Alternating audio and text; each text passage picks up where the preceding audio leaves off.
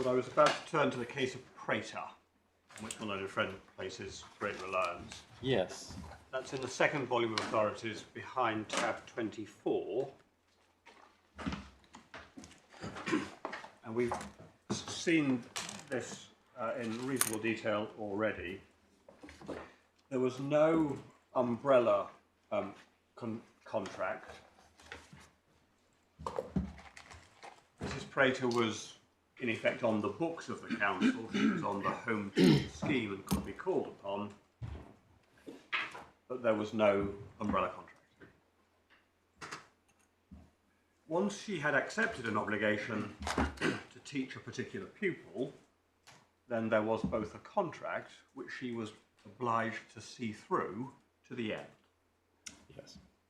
And she is on a particular type of contract that was pupil by pupil, rather than expressed in terms of time or hours or days, or it might be called. Now, it's not transparent from the Court of Appeal decision. If one looks back at the EAT decision, it's clear that she was working 5 to 10 hours per week. And the EAT infers, although they don't know, that she had more than one pupil at once on several occasions. Once she'd taken on a pupil, she had to see through the teaching of that pupil, whether it lasted weeks, months, or on occasion months. So the significance of that for our purposes is that once she had that engagement, she had to see it through. That's paragraphs 9 through to 11. She was not free to decide, having started to teach a particular pupil, that she would cease to teach that pupil. So in contradistinction to the case of Little, which is the Nurse Bank case, just for your note, that's tab 2, volume 2, tab 29. In the Little case, the nurse could be removed mid-shift, and that was said to negate mutuality of obligation. In contrast, in Mrs. Prater's case, once she'd accepted that obligation, she had to keep going.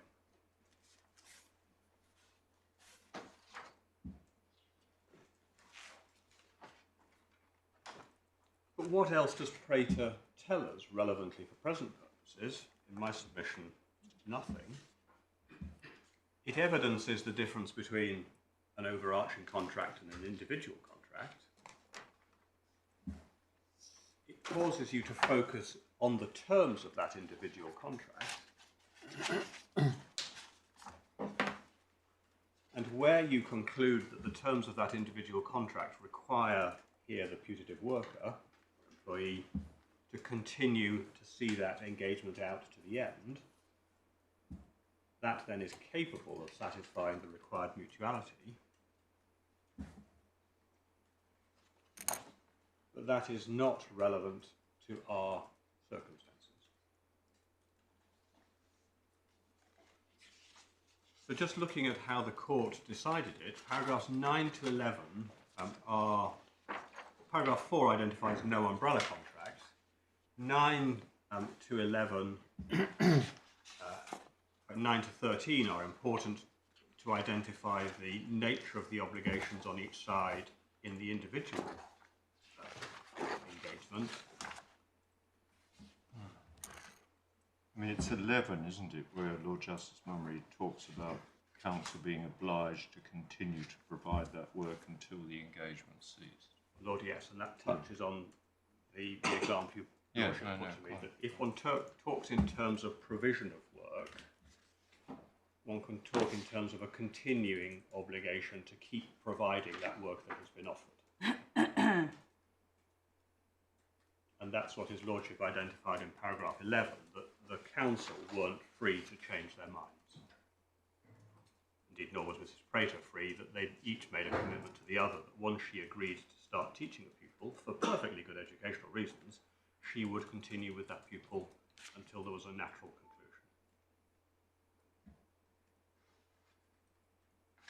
But that's what explains the conclusion of the court in Prater,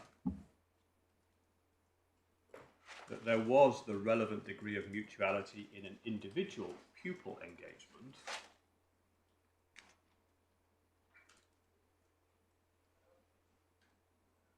and in particular one can see Lord Justice Mummery at page 308 of the bundle, heading to 32, discussion.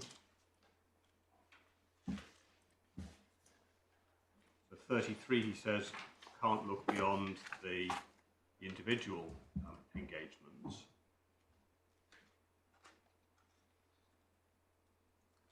And then he records submissions in relation to Clark, 35, Carmichael, 36, Steve Adoring, 37. And then his conclusion begins at 39. He concludes the Employment Tribunal was entitled in law to hold that there was mutuality of obligation in the individual contracts. And why is that? Well, that's paragraph 40.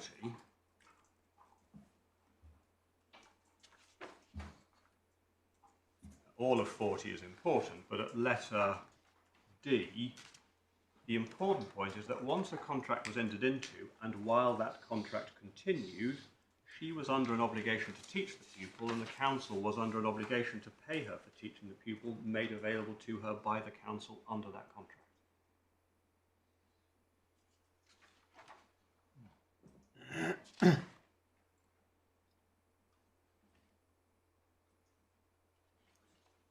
So the ratio of the court's decision in that case rested on the application of the findings of fact, and in particular that Mrs. Prater was obliged to keep going once she had started with a given pupil.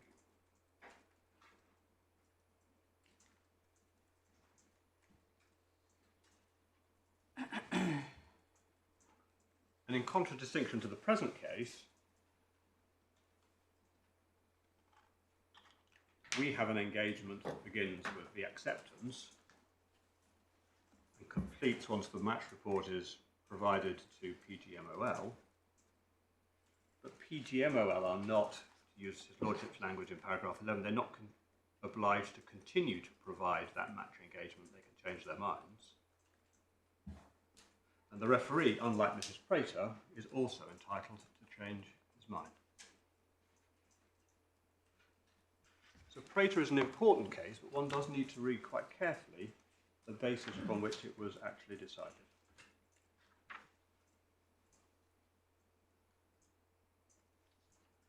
My own friend also mentioned in this connection the Edwards case, which was the booking, the hostel case, and that's at tab 27. But again, the nature of that case was that whilst the booking wasn't a contract, because either side could change their mind, there was a binding contract once the individual assignment was accepted, and that individual assignment was one that the putative employee had to see through to the conclusion. So Edwards is again different to the facts of the present case, and adds nothing to my learned friend's attempt to stitch the authorities together in the way that he answers.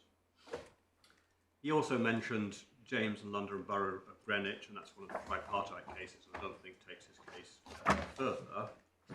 But the other case on which he places particular reliance is the case of Drake and Ipsos Mori, and that's behind tab 35 in volume 2. No, that's a bad reference. 33, I think. 33. Right. And this was the market research guide. We saw this with my learned friend, but can I just invite you to note right-hand column, page 443, there's a heading, the material before the tribunal, and then 7 identifies a particular document dealing with your status. 8, there was a further document entitled Interviewer Handbook, and then under the italicized heading, booking work when a new job has been confirmed, your RC may phone you to offer work. And then at the top of the next page, left-hand column, once you have accepted the job, it is considered as a verbal contract that you will complete the job within the deadline according to the survey specifications. So despite the rather unhappy reference to a verbal contract, what is being said there is that once you accept a job, you are required to complete it.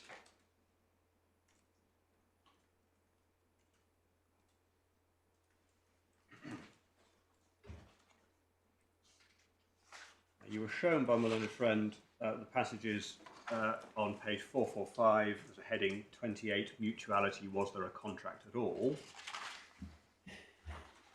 And the judge refers to Stevenson and Delphi Diesel.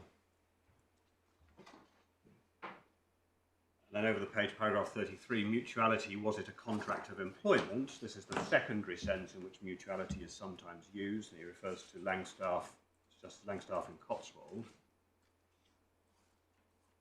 And 34, he says this, 4 lines down, the emphasis is not really on mutuality as such, in the contract sense, but on the nature of the bargain between the parties.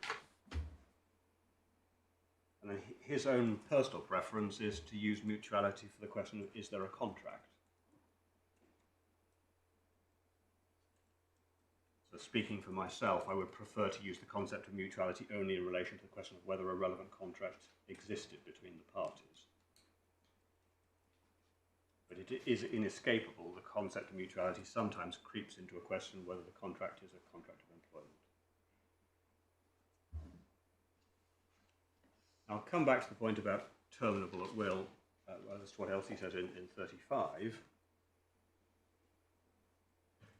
But his reliance then thereafter on McMeechan, Stevenson, and distinguishing little adds nothing in my submission to the present circumstances, because again, in the Drake case, Mr. Drake, once he had accepted work, was obliged to complete it.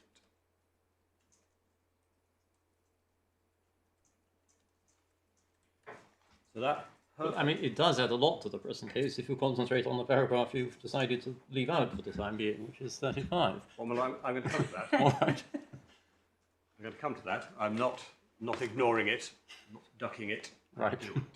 But at the moment, Muller, just to complete this, I'm looking at the cases my own friend relied upon for his concept of mutuality. And I do want to come back to deal with this point about terminable at will.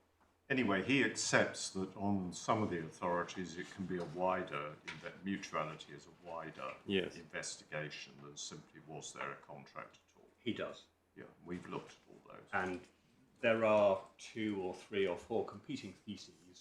He's recognising that.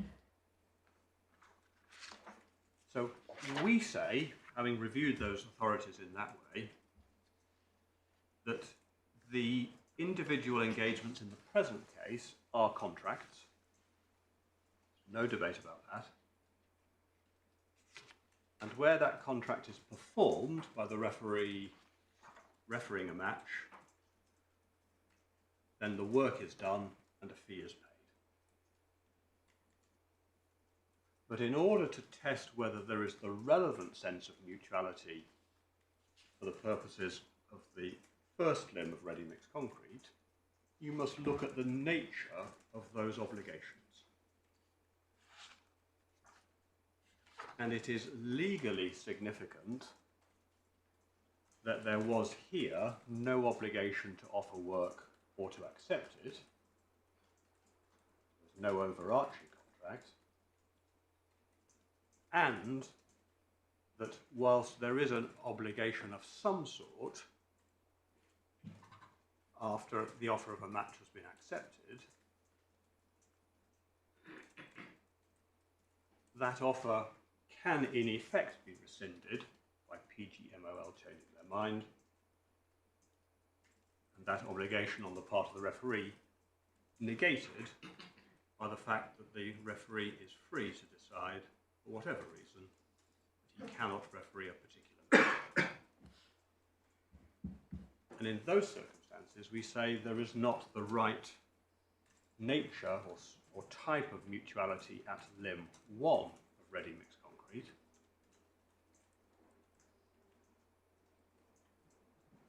but in any event, even if one does not take account of those factors at limb 1, and in particular where there's no required hierarchy, required to look at all factors in the round, then you would have to take account of the nature of those obligations at limb 3,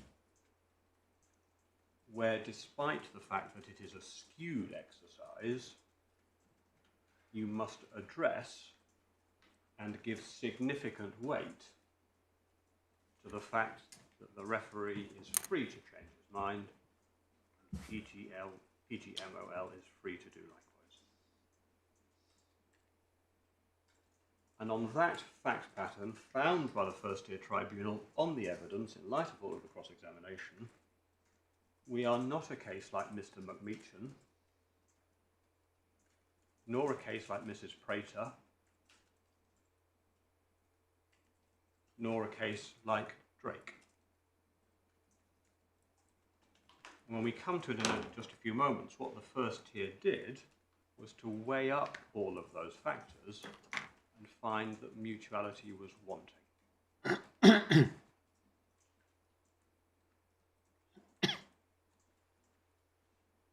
I mean, you say you're not like those. I mean, if you couldn't, if both sides couldn't terminate the assignment mid-term, so to speak, there would be clearly an obligation on you to referee the match on the Saturday, and I would have thought there would be an obligation on the, I'll call them employer, but your clients, not to do anything to prevent that.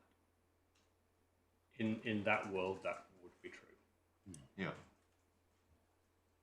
So we do have to, don't we, to consider whether the ability to call the assignment off it ought, as a matter of law, to be treated as a contractual right to terminate the particular engagement, to which this judge says is not inconsistent with it being a contract of employment.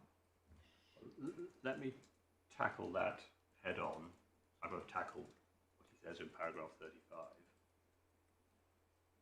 There are two ways of looking at this. You can either analyse the nature of the obligation in light of those two facts, the ability of the referee not to and PGMOL to change their minds.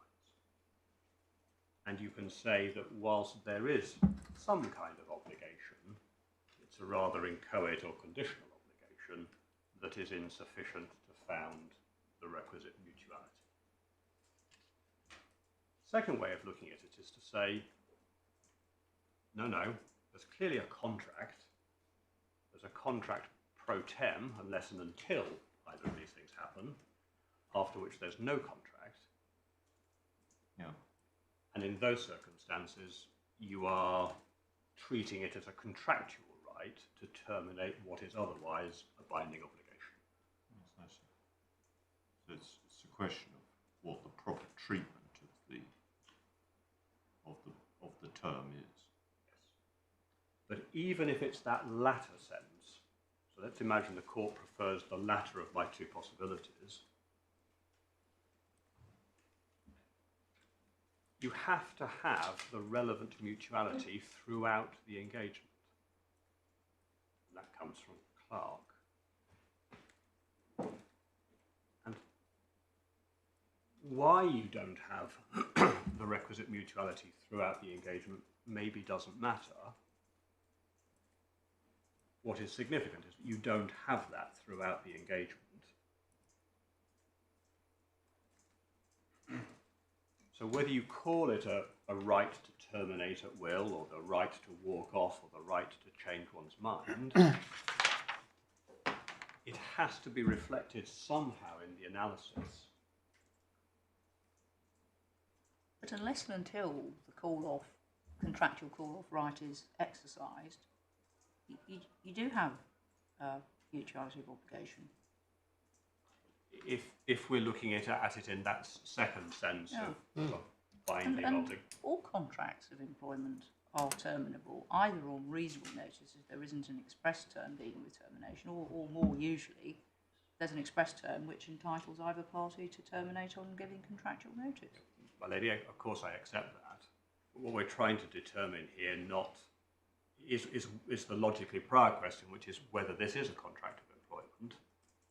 Well, I know, but you're saying that the presence of a term in the contract, however one characterises it, which is a characteristic term in a contract of employment, is somehow relevant to the classification. I'm just not following that at the moment. Well, lady, my answer is this. Perhaps I put it again, put it differently. If you regard the obligation accepted by acceptance of the match when it's offered as a binding obligation at that point, the ability on the part of either side to change their mind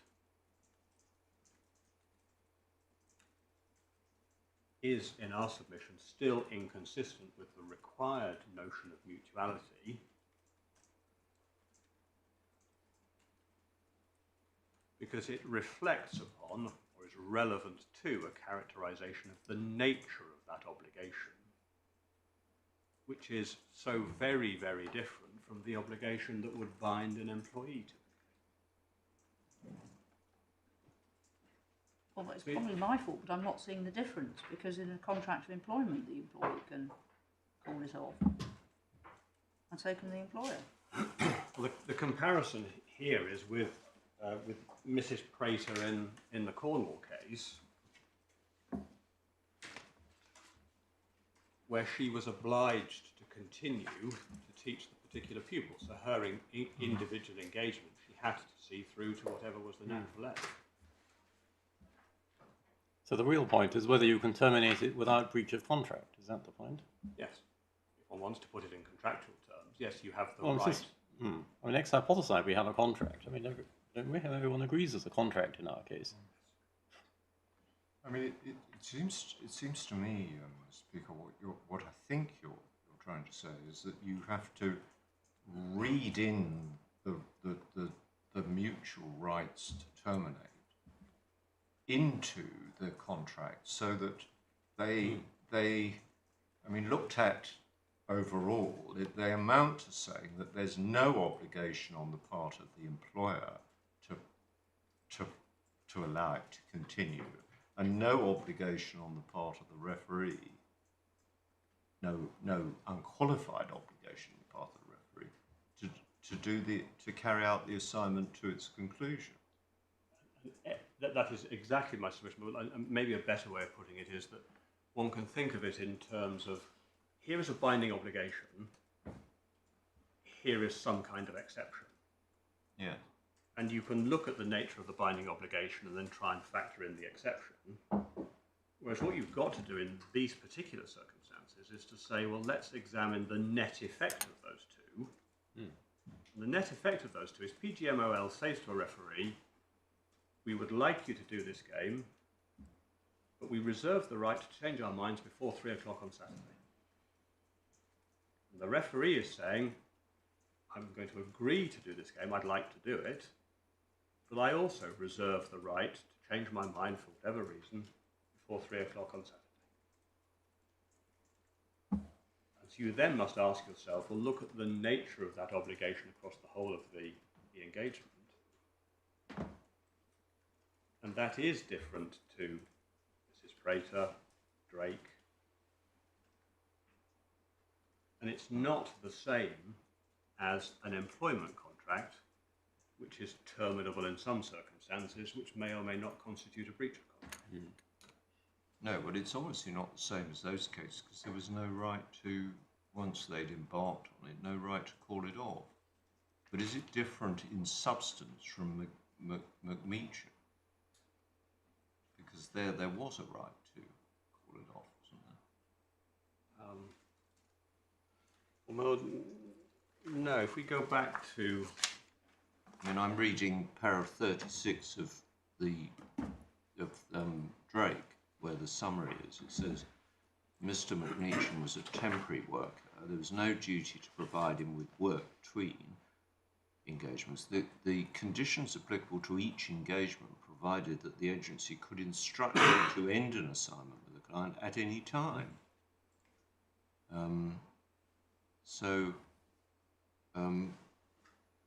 It looks as if there was a right to call it off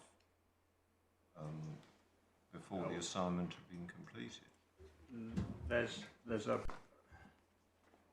wrinkle to that maybe I should have drawn your attention to. If we just go back to McMeechan, which is in Volume 1, tab 14. This is the reference to clause 10. So Volume 1, tab 14, report page 554.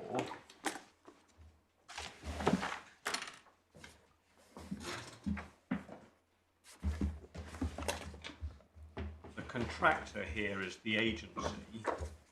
Yeah. And what Mr. McMeechan is relying upon is an alleged contract of employment between him and the agency. Yeah. What clause 10 does is it allows the contractor to instruct him to end an assignment with a client.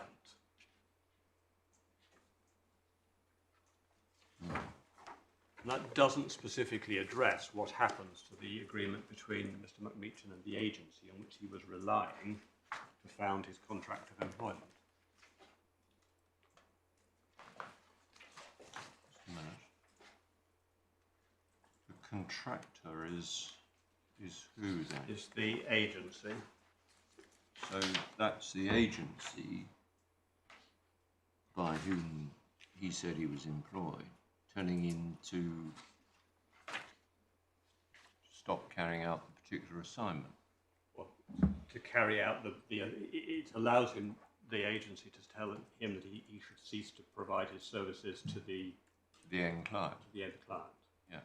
But that doesn't specifically expressly address what happened to the contract between him and the agency on which he was relying. But doesn't Lord Justice Wake deal with that point on page 564, subparagraph 3 between letters C to D? He effectively says you read across the terms of the general engagement into a different situation when you're looking at the individual stint contract. He does say that, but what he has clearly in mind there is the terms of condition 5, because it's that he relies upon in 565 letter B. It's the carry across of the common law duties. Isn't he making a general point in that paragraph?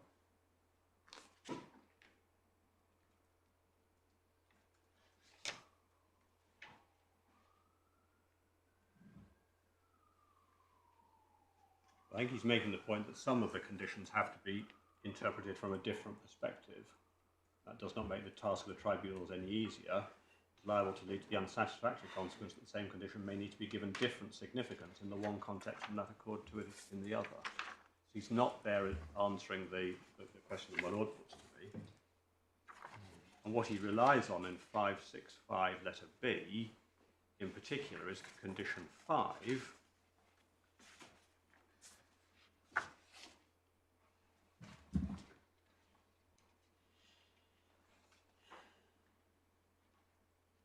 so when in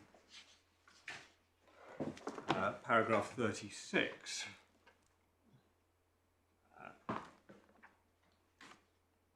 Judge Richardson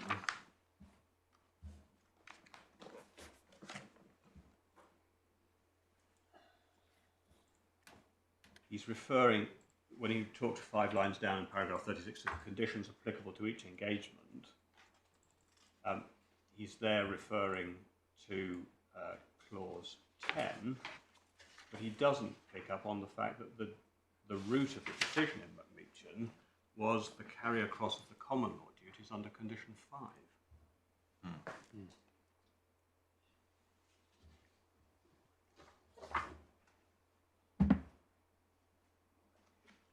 No, but if you look at 3 on page 565, I mean, in this list, where he says starting weighing the conditions in the way law requires, set on one side contract for services, blah blah blah.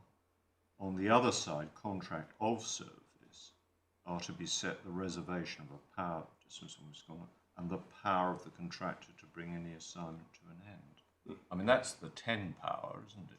My Lord, it is, but he's doing it there not on the basis that clause 10 dictates the answer alone. No. It's part of the weighing exercise that he does in seeking to understand the nature of the obligations on Mr. McMeekin. Yeah, well, I see. That comes back to the point I was just making, that one has to look at the overall effect of these different obligations, or the nature of the obligations on referees and on PGMOL. One has to reflect, in my submission, that even once a match had been offered and accepted, there was freedom on either side to change their minds. So, yes, okay. So I mean, I think you would accept that if this power to call it off doesn't determine mutuality in the way you've described it against you. I'm sorry. Again, yes. If it doesn't lead you to conclude that there isn't a contract of service because there isn't sufficient mutuality, then the existence of it as a right to terminate can't alter that. Yes. And so it's really a question of whether it comes in to inform the, if you like, the nature of the essentials of the contract.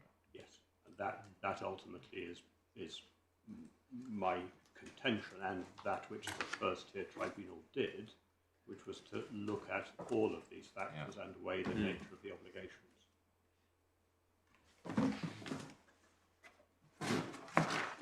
So then I ought to deal quickly with 3 other things.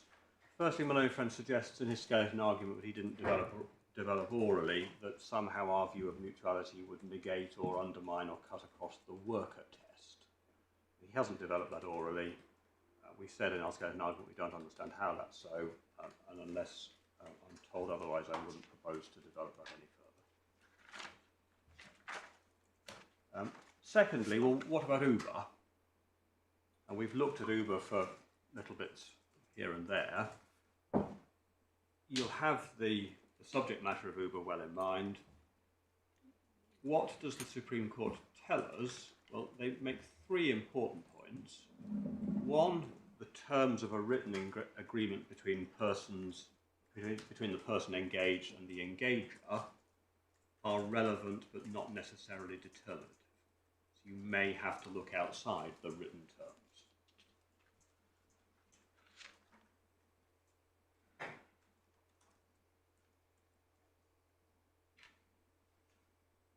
Secondly, that approach of looking not exclusively at the written terms is similar to the approach adopted in other fields, and they mention that case about looking for the economic reality. But the Supreme Court go on to make the point that the policy considerations in tax cases are not necessarily the policy drivers or considerations in employment cases. And that's at 107. And then thirdly, on the facts in Uber, it was necessary to classify the status of each individual assignment, which the court did by recognising the significance of 5 particular factors, That's paragraphs 93 to 101 in Uber.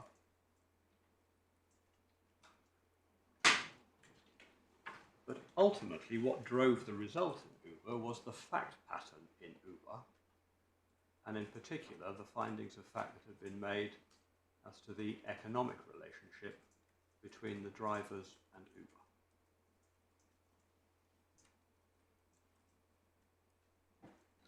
But does Uber have anything else to tell us about the nature of the present debate? In my submission, no. Beyond this point, that the first tier and the upper tribunal below did not have the benefit of the Supreme Court's decision in Uber. So when the first tier decided this case, they had the benefit of the Supreme Court's view in autoclaims. But relevantly, what the Supreme Court does in Uber is to repeat and explain in greater detail the justification for its approach in autoclaims. Significantly, it does not change that approach.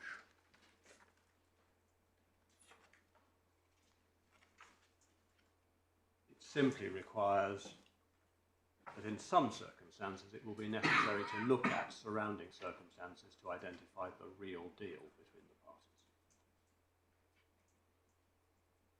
But my learned friend does not find anywhere in Uber high judicial support for his contentions as to the nature of mutuality.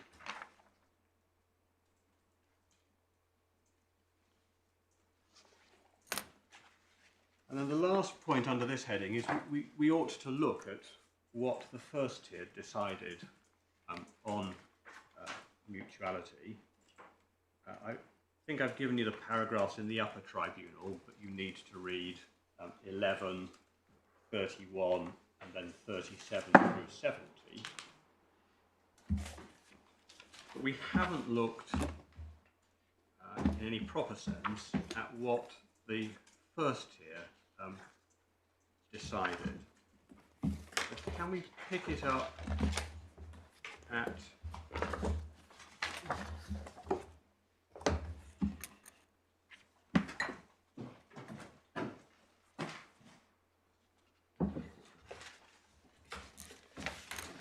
paragraph 141, paragraph 140. Turning to the facts of this case, we first consider the documents and then consider whether the terms that can be derived from them are added to or affected by oral communications or conduct. 141 begins with the overarching contract written terms. 144 is the overarching contract other terms.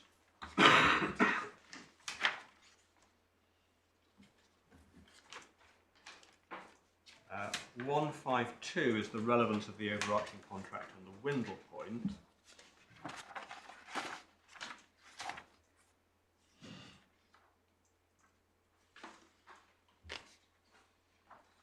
And then they say at 158, third line, in our view, the existence and terms of the overarching contracts and indeed the wider context of the parties' relationship in practice must be factors to which we should have regard in determining the nature of the individual match engagements.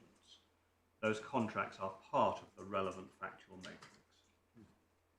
So I say that's a correct statement of principle.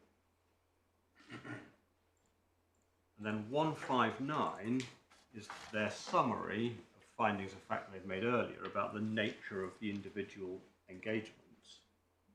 They say, firstly, there's clearly a contract. Line 29, these contracts existed in the context of the overarching season-long contracts. And then 30, no sanction if the referee was unable to get to the match. 34, the referee clearly had no right to substitute. So if he could not attend, then his appointment could and would be replaced. The particular contract would simply fall away without sanction and no match fee would be paid. 38, as indicated in Mr. Riley's witness statement, it was understood that if PGMOL felt that it needed to do so, it could cancel a particular appointment and replace the referee with another person. In our view, this would again not involve a breach of contract.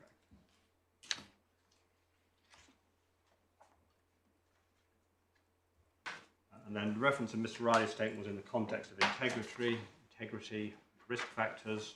However, there was no suggestion that there was a contractual limit on PGMOL's rights in this regard. And in our view, any decision about changing an appointment will be one that it was free to make if it felt that it was appropriate to do so.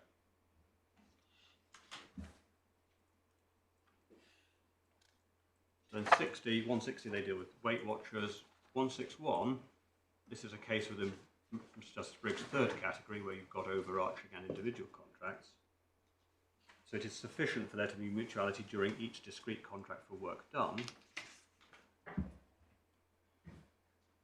They say, although not on all fours of the facts of Weight Watchers, it is in our view relevant that the discrete contract started when an individual match was offered and accepted, and that even after acceptance, the referee had the ability to withdraw. PGMOL was also able to cancel the appointment. And then they deal in 162 with Prater, and they identify Lord Justice Mummery in paragraph 40, but they say in this case there was no comparable obligation outside the actual performance of duties at a match.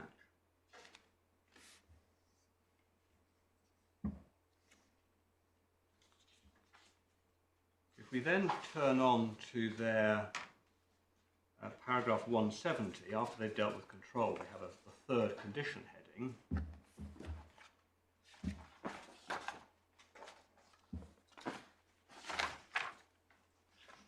And 171 nods to the other tests for employment. 172 deals with the fact that the referees provided some of their own kit and some of it was provided by PGMOL. Fixed fees. 172 addresses the economics of the referee's activities. 173, the parties thought it was not employment. Single engage, a significant degree of continuity, significant number of engagements. Relatively integrated, being seen as part and parcel. Then 174, standing back as we are required to do, our conclusion is that there was insufficient mutuality of obligation and control in the individual engagements to amount to employment. So whether one weighs the nature of the obligations at limb 1 or at limb 3, they are clearly required to weigh the nature of those obligations, and they do so by reference to the factors that they've identified, in particular at 158 and 159.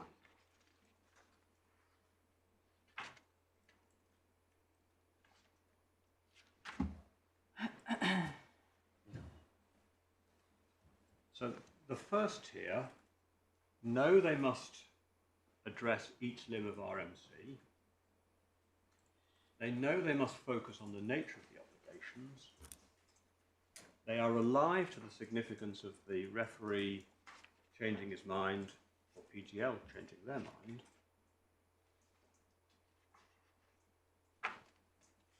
And having addressed control, performing their weighing up exercise, at least at limb 3, they conclude that there is not a sufficient degree of mutuality.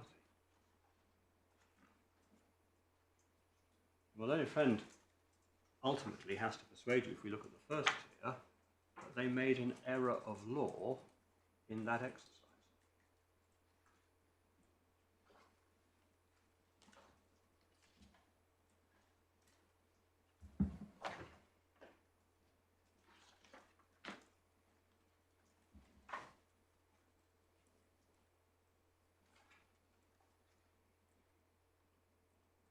In my submission, there is no such error of law.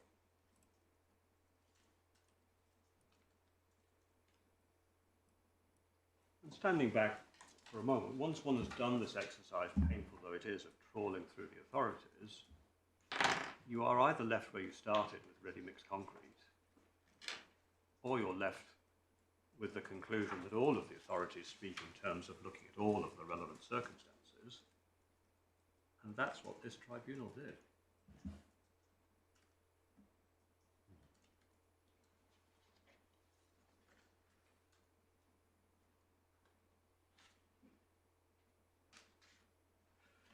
So we say for those reasons there was no error of law made by the first tier in relation to mutuality and the individual engagements, and that is itself enough to lead to a conclusion in my favour, even if you're against me on the control point.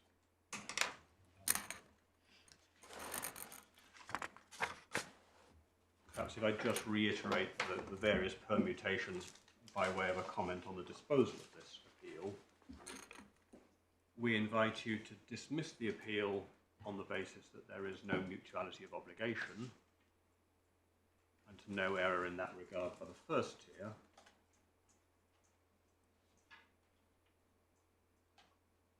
or to dismiss the appeal on the basis that even if there is mutuality, there is no relevant sufficient framework of control.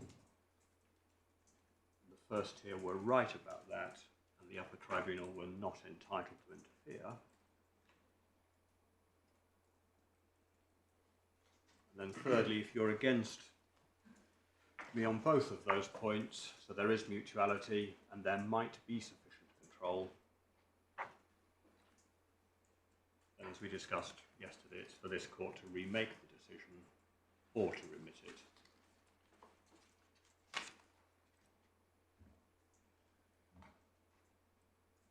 It occurred to me last night, my lord, that it would be helpful, or I think it would be sensible for us to have the ability to make submissions as to where you might remit it, if that's what you're minded to do. If you're going to contemplate remaking the decision on control, I'm conscious that you haven't been shown all of the relevant bits of the evidence that might bear on that.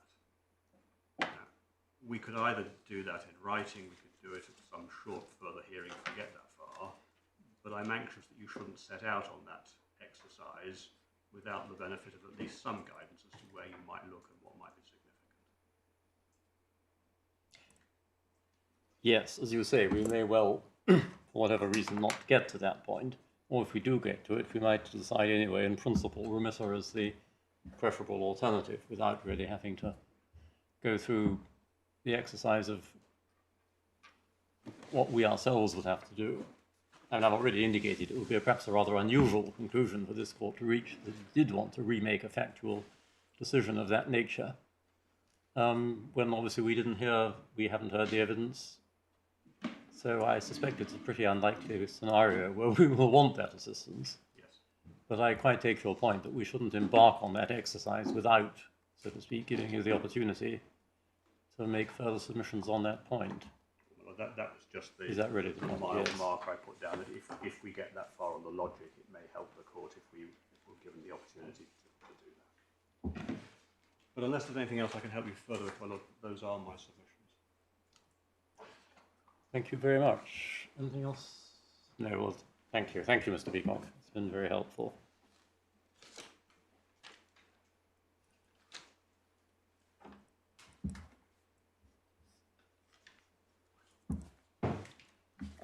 Yes, Mr. Mordat.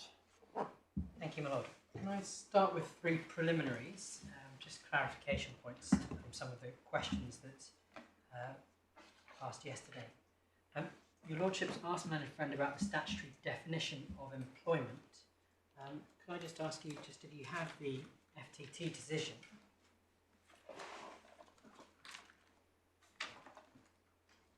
You'll Yes. see at paragraph 13 they set out the relevant statutory provisions.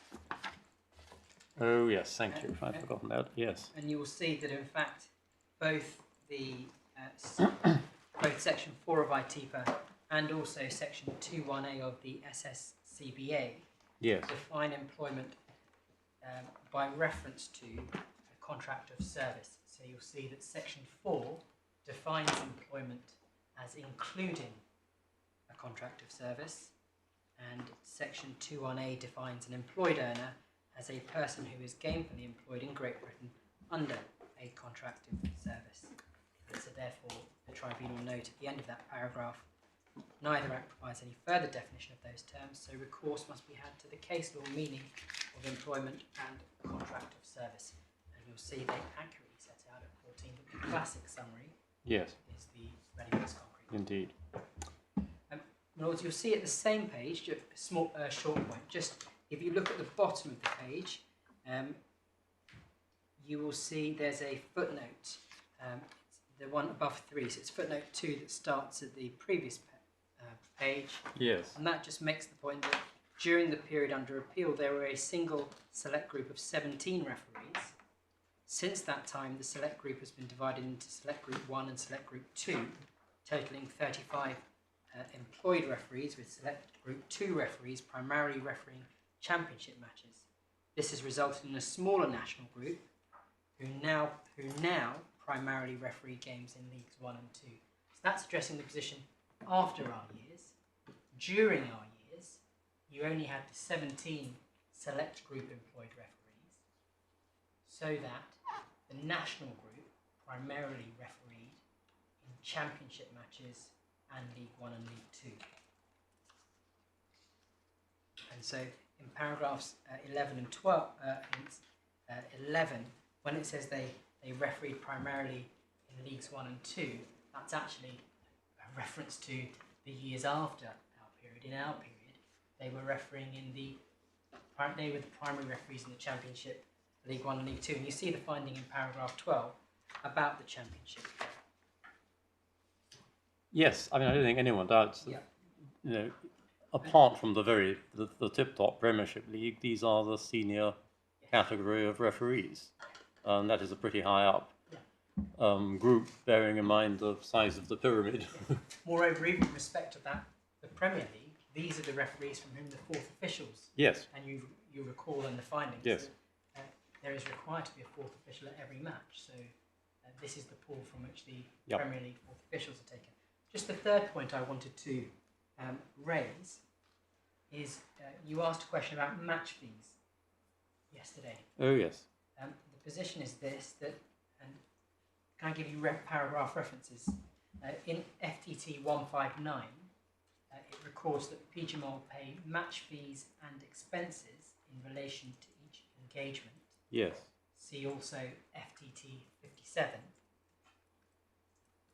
The amount is not recorded in the decision, but at Mr. Riley's witness statement at paragraph 46D, and that's at supplemental bundle page 179, suggests that the match fee was £415.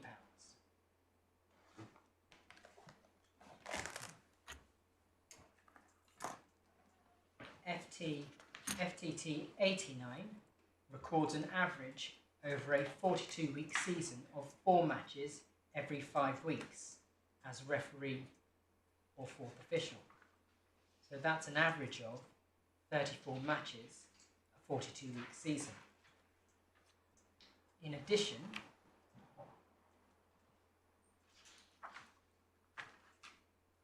FTT 84 records that the maximum merit payment for the 2014-15 season was, that's the performance bonus, £3,500, and the lowest was under £700.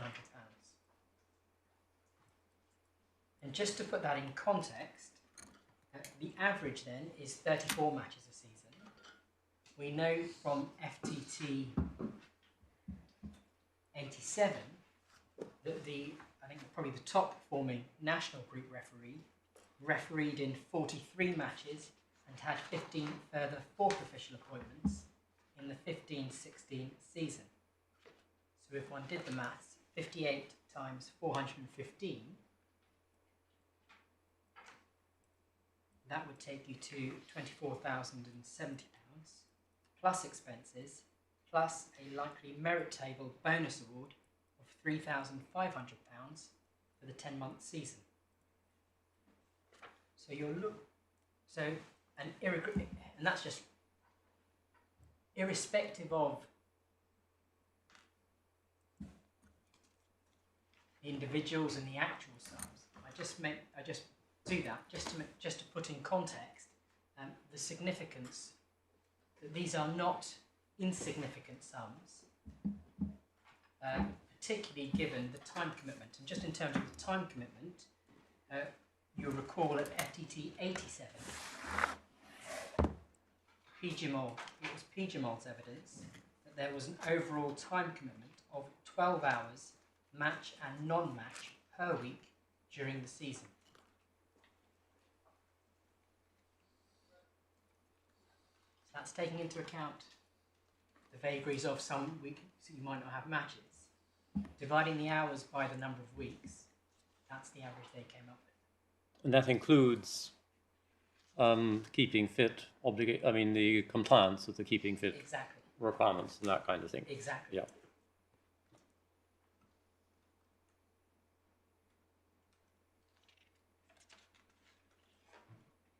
Yes, well, I don't think anyone disputes that. I mean, these referees obviously did put in a very large amount of time and effort. Yes. And as you say, and in the course of the season, they could, and probably on average did, earn a not insignificant amount of money as a result. Yes. Just as that's all part of the context. Yes, thank you. Lords, obviously, there are three grounds. I propose to deal with control first as it's discrete, then deal with grounds 1 and 2 that my friend dealt with this morning, and then just finally briefly deal with ground 3, the overarching contract. Yes, thank you.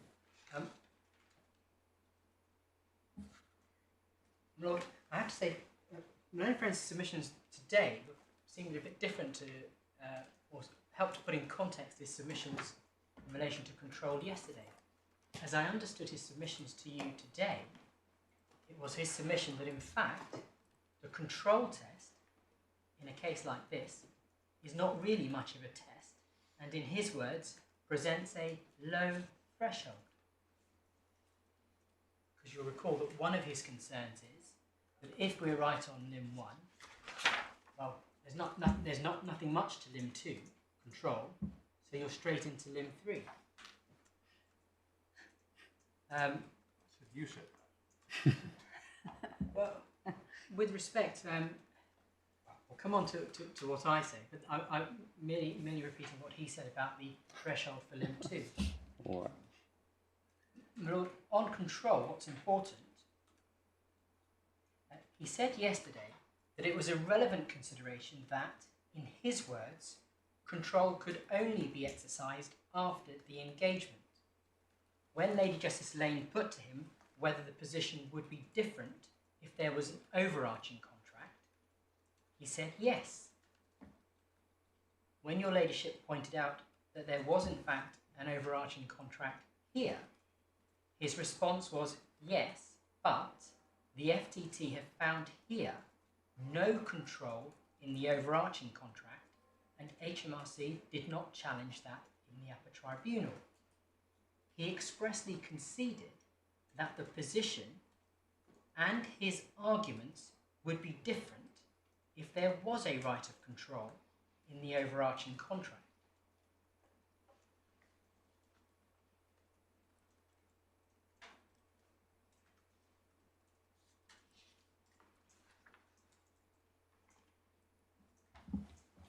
That's important for two reasons.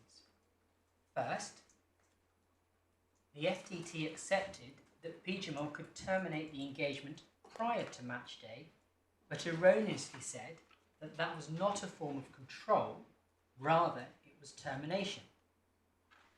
The Upper Tribunal, at paragraph 140, correctly held that the FTT erred in concluding that if an issue emerged between the commencement of the contract and match day, there was no control during an engagement because PGMOL's only remedy was to terminate the contract. Upper Tribunal said in such a case, PGMOL would be stepping in during the contract, even though the effect of the sanction is to bring the contract to an end. So first, my learned friend is wrong to say yesterday that the only form of control could be exercised after the engagement. And it was very noticeable that my learned friend did not address you on the Upper Tribunal's conclusion in that regard, nor did he address you on the last two sentences of FTT 168, where that erroneous self-direction is made by the FTT.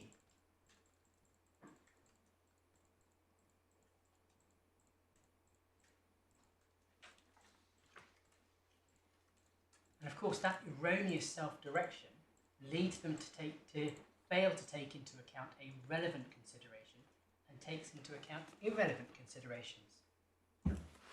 Importantly, my learned friends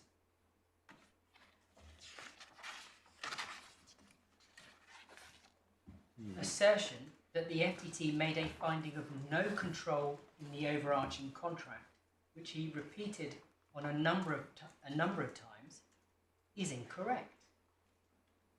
The correct position is that the FTT made the opposite finding.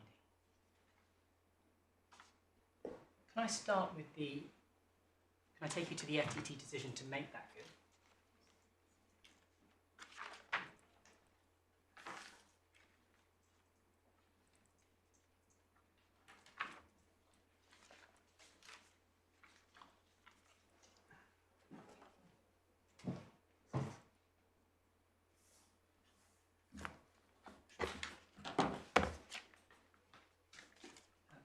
FTT 151, which my own friend took you just a few moments ago, is the conclusion on the overarching contract, and you see that they determine that solely on Lim 1 grounds.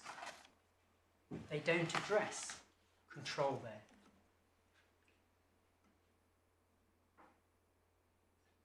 So in the paragraph where you'd expect to see it, one doesn't see it.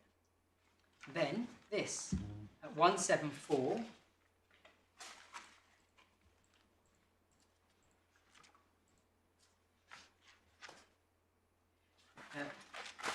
do you see 174? Our conclusion is that there was insufficient mutuality of obligation and control in the individual engagements. That's two things. One, it shows you that that's not a finding of control in.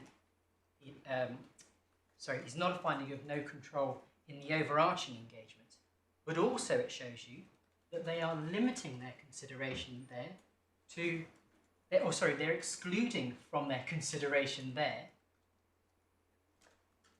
the control in the overarching contract. So that is a further clear indication that they have impermissibly, in considering control, discounted the rights of control in the overarching contract.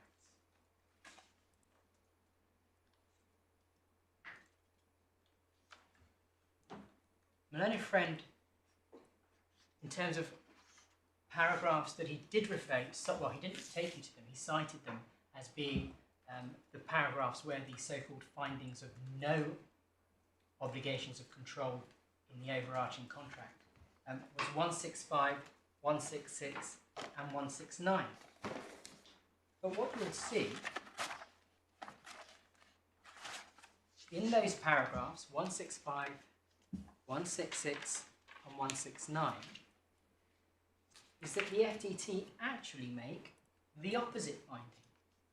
They make positive findings of a right of control in the overarching contract, which they say expressly in FTT 165 were incorporated in the individual contracts.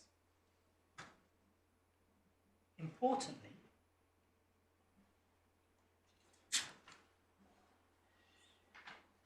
in FTT 165, not only did the FTT say that the overarching contract gave PGMOL rights of control, it also found that some of those rights applied to match day activity. Most obviously, it said, the match day procedures. So an express finding, not only have you got rights of control incorporated into the individual contract from the overarching contract in relation to pre-match day, but also match day activities.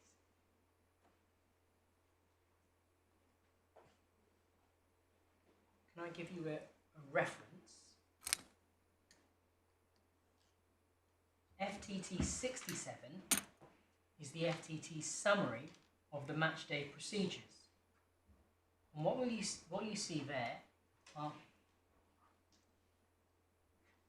procedures which govern a referee from the point of arrival at the ground to the point of departure. And you'll recall that the FTT found that they were express contractual commitments owed by the referee to PGMOL. FTT 82 records that the pre-season emails, which the FTT found formed part of the contractual documentation, set out the importance of the referees adhering to the matchday procedures. That's FTT 82. Moreover, FTT 90, the FTT give examples of disciplinary proceedings and sanctions by PGMOL for referees' breach of the matchday procedures. Therefore, on the FTT's own findings, from the moment the referee arrives at the ground, he is contractually required to follow the detailed match day procedures. And my lord, you'll recall, in market investigations, I took you to the page where Mr. Justice Cook identified that one of the stages at which the right of control was found in that case was in the instruction guides issued to the market investigators right at the outset.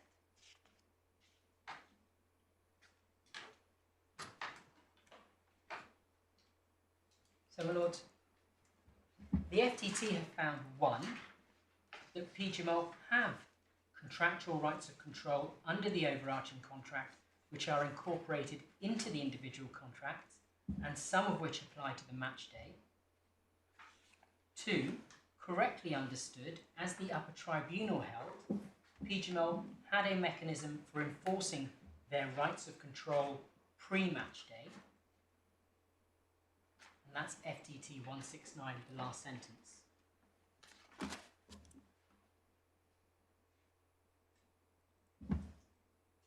Three, the matchday procedures give instructions about off-field matchday activity.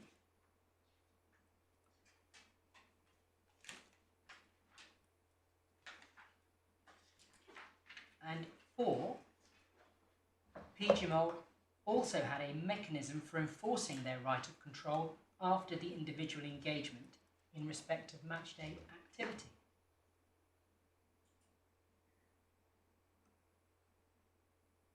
Now, the problem is that the FTT do not weigh these factors, but dismiss these facts. One, because the sanction is termination of the engagement. That's the area the Upper Tribunal identify at the end of FTT 169.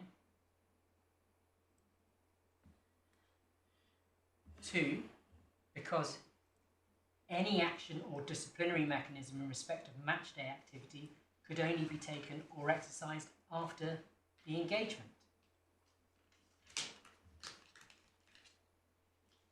But I think Mr. Peacock also accepted that the fact that a sanction was applied after the event, or could only apply after the event, didn't stop that from being a right of control.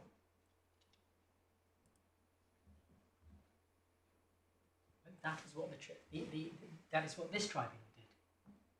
Moreover, in relation to pre-match day, the overarching contract gave PGMOL contractual rights of control beyond termination. For example, the contractual fitness protocol gave PGMOL the contractual right to require the referee to undergo a fitness assessment. Therefore, if at any time between the Monday and the Saturday they had concerns about a referee's fitness to officiate, they had the right to require him to undergo a test, contractual right. That's FTT 142. Similarly,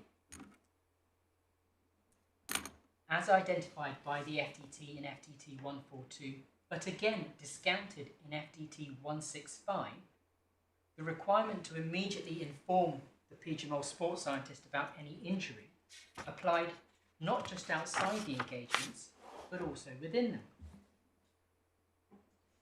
In this regard, the obligation to keep PGMOL informed about fitness for work is a mechanism through which PGMOL can control engagement. Malone Friend said he didn't take issue with Upper Tribunal 138. Could I just ask you to take up Upper Tribunal 138, please?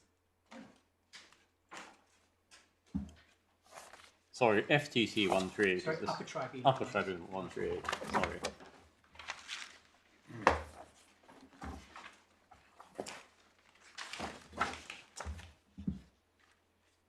So I say, Mr. Malone Friend said he didn't take issue with this paragraph. Can I ask you to look at the final sentence?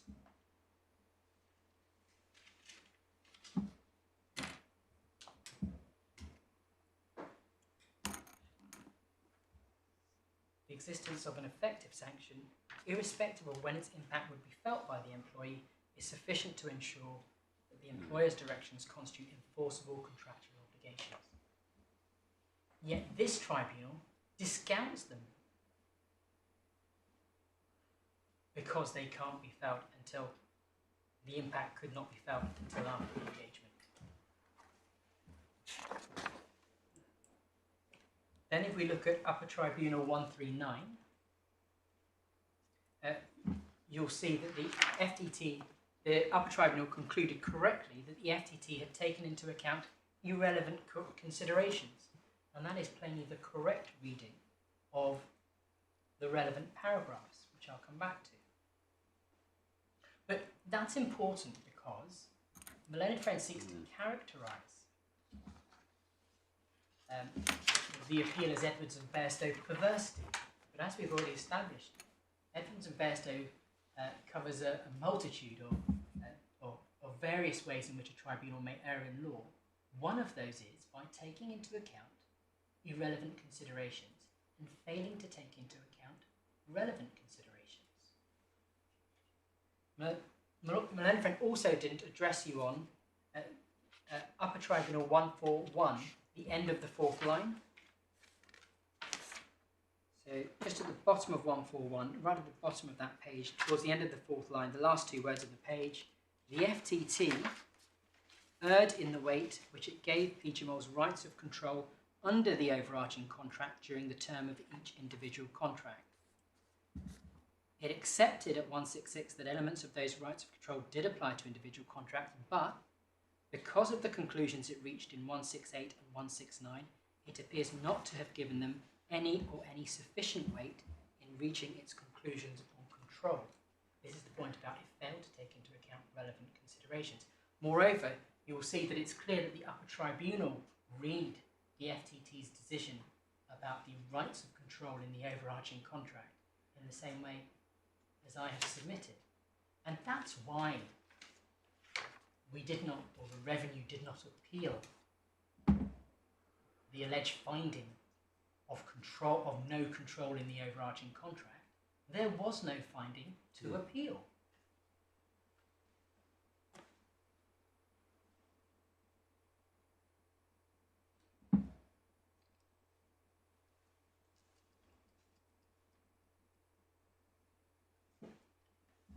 If anything, you say the indications are all the other way. Well, quite. Yeah. But, and my Lord, the court will be very aware that in these types of cases, a tribunal may often direct themselves correctly, but then when you read the decision, it becomes apparent that they've clearly not applied that self-direction correctly.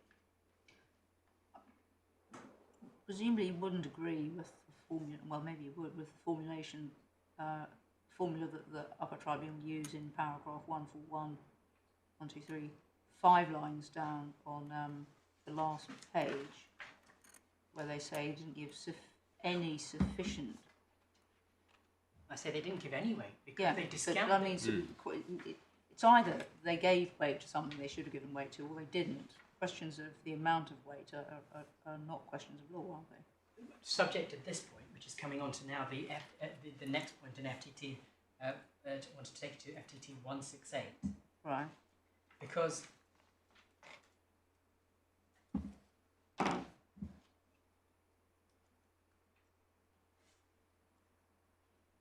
when you look at FTT 168, a key point is that in FDT 168, the FDT turn to what they describe as the nature of the role. Yeah. And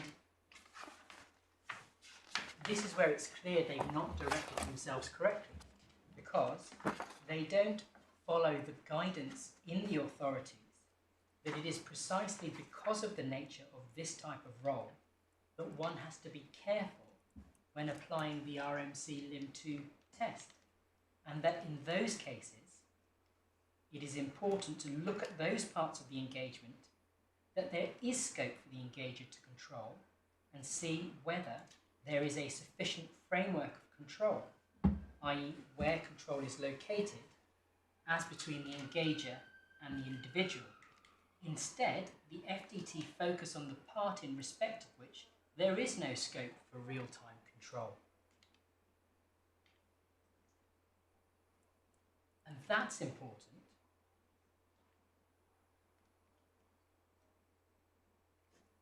Sorry, when I say the authorities, it's the authorities in our skeleton argument. It's sort of summarised in Ms. Justice Langstaff in Wright that I took you to yesterday. Yes, to the point about acrobats and surgeons and so on. Exactly, footballers, etc. And that's significant because it fundamentally undermines the exercise carried out by the FDT. In FDT 168 to 169, when attaching weight to the fact that PGMOL could not step in during the match, nowhere does the FDT acknowledge the need to be careful given the nature of the role. Instead, they treat the incidences of the nature of the role as reasons why PGMOL did not have a sufficient degree of control. And that is precisely the error identified in the authorities.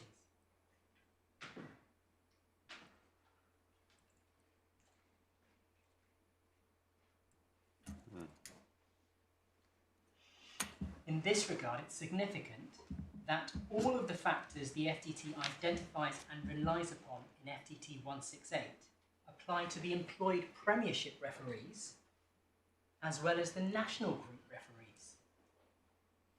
Indeed, the laws of the game upon which FDT 168 is based apply to all referees worldwide.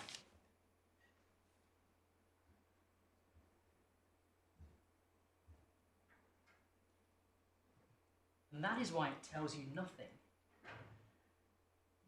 about whether there is a sufficient framework of control. In the circumstances, given the nature of the engagement, it is an irrelevant consideration that there was no mechanism enabling PGMOL to exercise their right of control during the match. The relevant consideration in a real-time case is, 1, whether there is direction in the contractual documentation, and or 2, either will be sufficient, and or 2, whether there is a sufficient framework of control in respect of those aspects of the engagement they can practically control,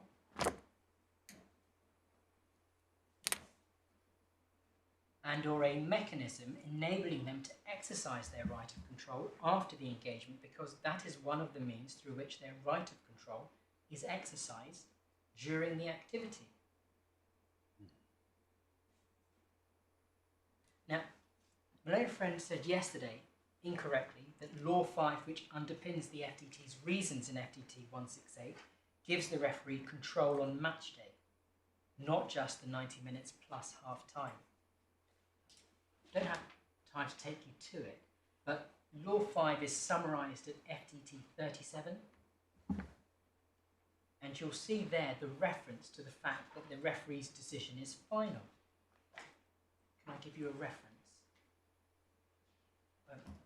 The position is addressed in paragraph 7 of our supplemental skeleton argument. And you'll see that it's to do with matters connected with the play. Sorry, with play. With play.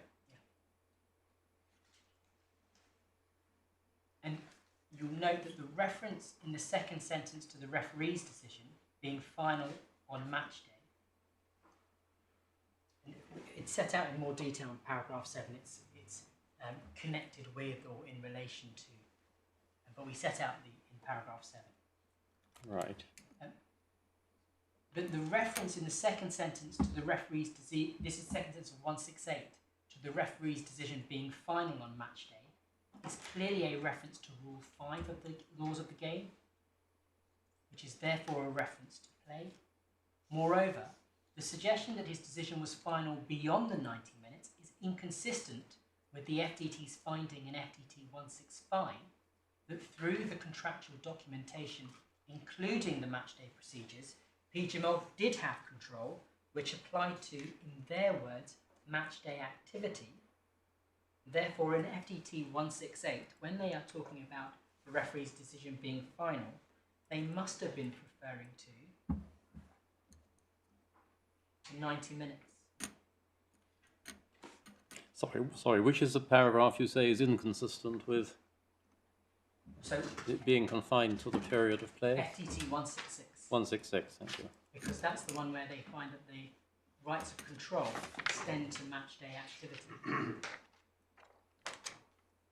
So I'm to take one of the examples Mr. Peacock, I think, gave yesterday. Supposing a decision is taken to call off a match because the ground is too waterlogged to be capable of being played upon, or because of a terrorist threat. You say those matters are not matters which come within the sole remit of the referee? I think that's getting at the borderline. Can I give another example? Well, why should those be borderline if what you say is right? I mean, neither of those is depends on the rules. Sorry. Yeah, because it's a fact connected with play. Well, I mean, everything in a sense is a fact connected with play. so What are we can I- dealing with the football? But can I give you an example? But Yeah. the matchday procedures deal with the time you arrive at the ground, your behaviour at the ground. They deal with, importantly, one of the examples is you have to put your mobile phone away at the point you arrive.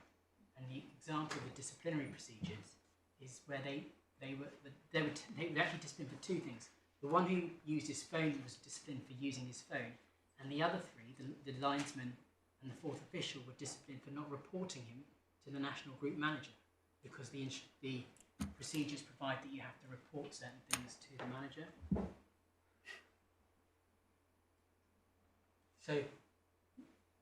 So you have to sneak on your colleagues as a matter of contractual obligation. Not terribly attractive, is it? Well, as I Anyway. said, I think I gave you yesterday the sanction letters, where that's exactly what they were disciplined for.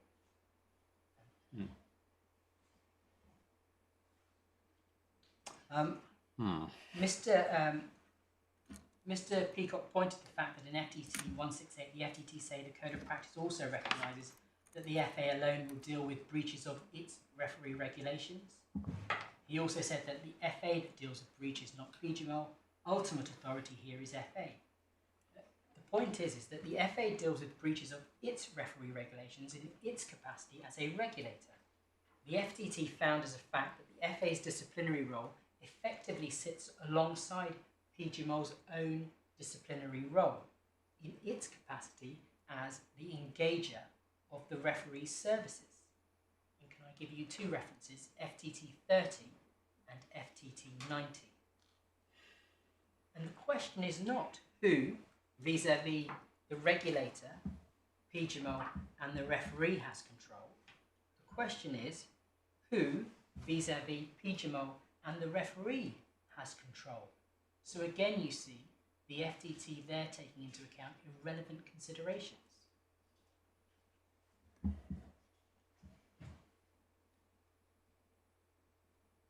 My own friend said that I didn't take issue with FTT 166, but I did take you to, in 166, the assessment procedures. Do you remember there is in FTT 166, there is the assessment procedure, that the performance assessment that feeds into various factors? Yes. And you recall I took you to Uber at paragraph 99, where, and prayed in aid exactly the same type of performance assessment the Supreme Court saying was a potent form of control. So, Lords, Those are my principles, my submissions in respect of control. In respect of substitution, in my submission, my learned friend overstates the position on substitution. As I say, this morning it was his submission that the framework of control is low hurdle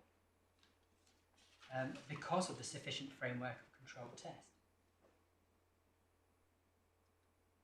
Importantly, the premise of his submissions yesterday on control were that the FTT had found that PGMOL had no rights of control under the overarching contract. As I hope I've demonstrated, in fact, they made clear findings that PGMOL did have contractual rights of control under the overarching contract that were incorporated into the individual contract. In those circumstances, his caution about substitution is misplaced, particularly in circumstances where, one, the authorities tell you that given the nature of the role, it is likely that in a case like this, it is the third stage which is going to be important in distinguishing employees from the self-employed.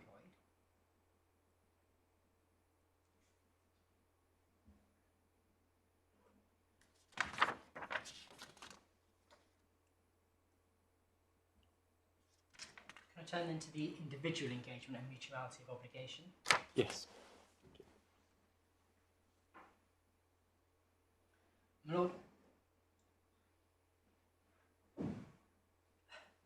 there's clearly a fundamental divide between myself and my learned friend. I do not accept that there is more than one school of thought of what the role and scope of mutuality of obligation is. My learned friend's characterisation of our case as a thesis is, I think, unfair. It was not my intention to advance a thesis, but to set out the principles to be derived from the case law. It is my learned friend who is advancing a thesis based on dipping into the authorities out of order and reading sentences out of context. That is the erroneous approach and thesis which the Upper Tribunal adopted. And it is the reasoning of the Upper Tribunal that my learned friend has adopted and is seeking to uphold. Central to that thesis is his submission this morning that the role and scope of mutuality of obligation is the same in overarching and single engagement cases. In my submission, that is an impossible submission on the authorities.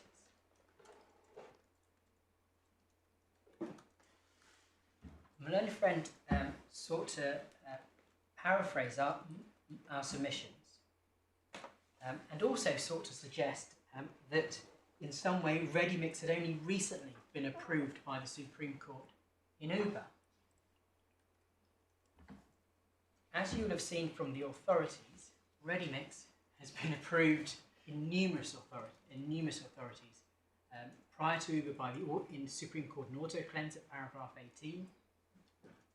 Prior to that, Lord Irvin in Carmichael quoted the relevant passage from Nethermere, which incorporated the passage from ready-mix concrete with approval. And Nethermere itself cites and applies the ready-mix concrete test. Can I address this issue that my Lord raised in terms of the approach and the test and why it's important? Employment Well, status. just tell us so I can write it down. What do you say is the difference in the mutuality requirement between the overarching contract and the individual one, if you say there is that difference? So the mutuality obligation, the work wage bargain in the individual contract will be satisfied by an obligation on the part of the individual to perform work personally and the corresponding obligation on the engager to pay for the work actually done.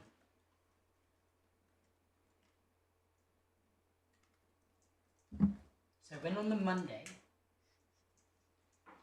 the referee contracts with the PGMOL offer the referee work on the Saturday for pay, and the referee agrees accepts that offer,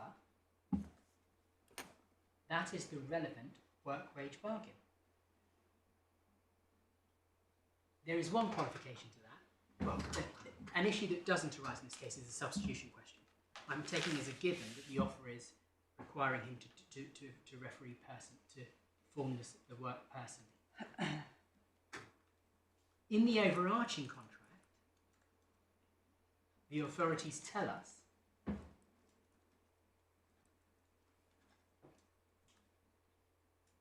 that there, the obligations on the employer can be broader,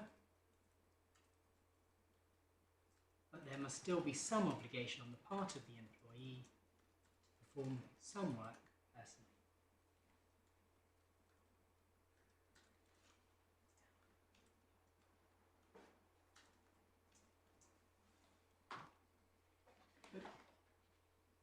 But the reason why you look broader in the overarching contract is because you're looking at the gaps in between the engagements.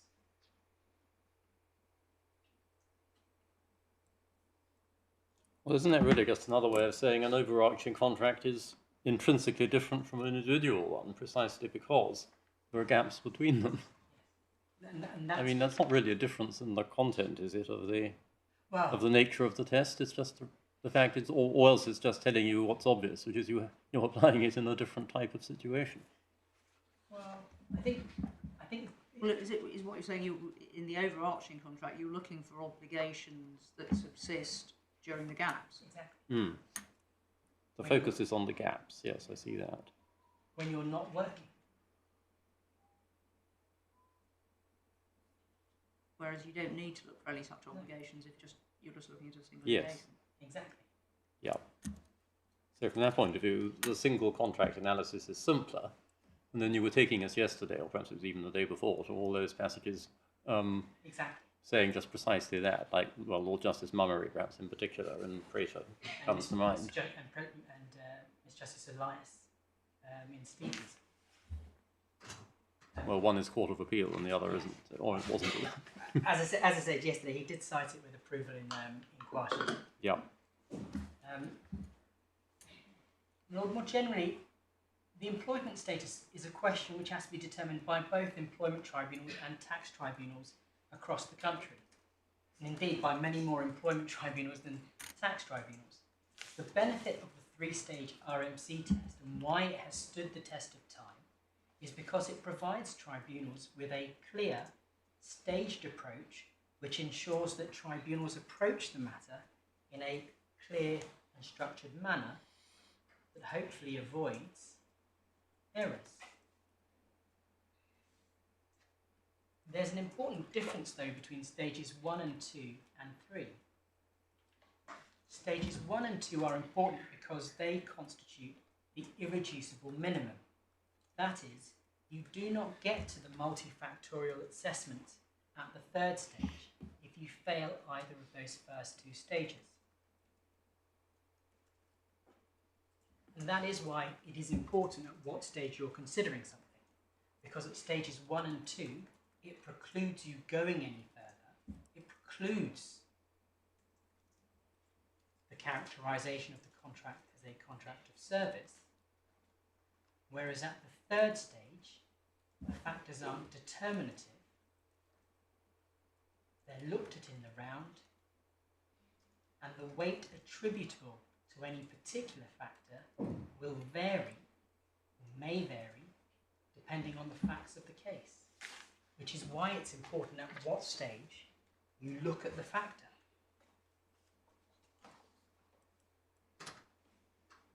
Stage 1 filters out, and this is going back to why it's a useful test.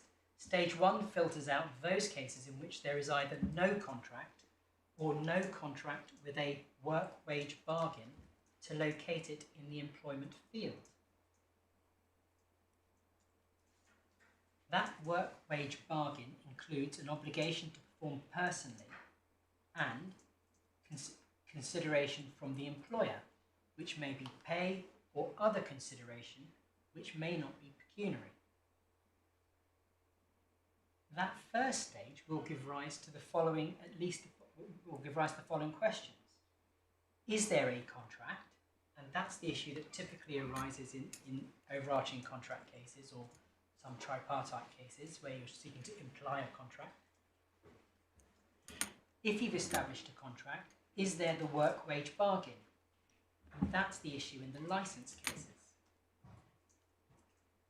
So if you recall, in both the golf club caddy case and also the Stringfellows case, the key finding was that there wasn't the relevant work-wage bargain because the engager, the obligation on the part of the engager was lacking. In particular, the engager wasn't on the obligation to pay the individual was under the obligation to pay the engager, and the individual was under no obligation to work for the engager. If there is a work-wage bargain, there's still another issue. Is there an obligation to do the work personally? And that's the issue that arises in the substitution cases, that do not arise in this case, but may, for example, arise in Mullane & Friends Gardner example.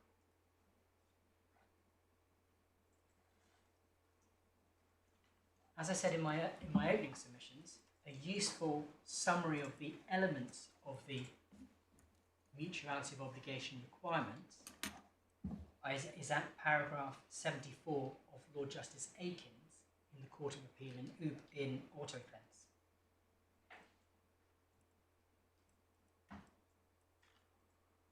Importantly, if you get through the hoop, stage one is only the gateway. If you get through stage one, you've then still got to get over the hurdle of stage two. And the critical point about stage two is it's how easy or hard it is to get over that hurdle will depend on the nature of the case you are dealing with.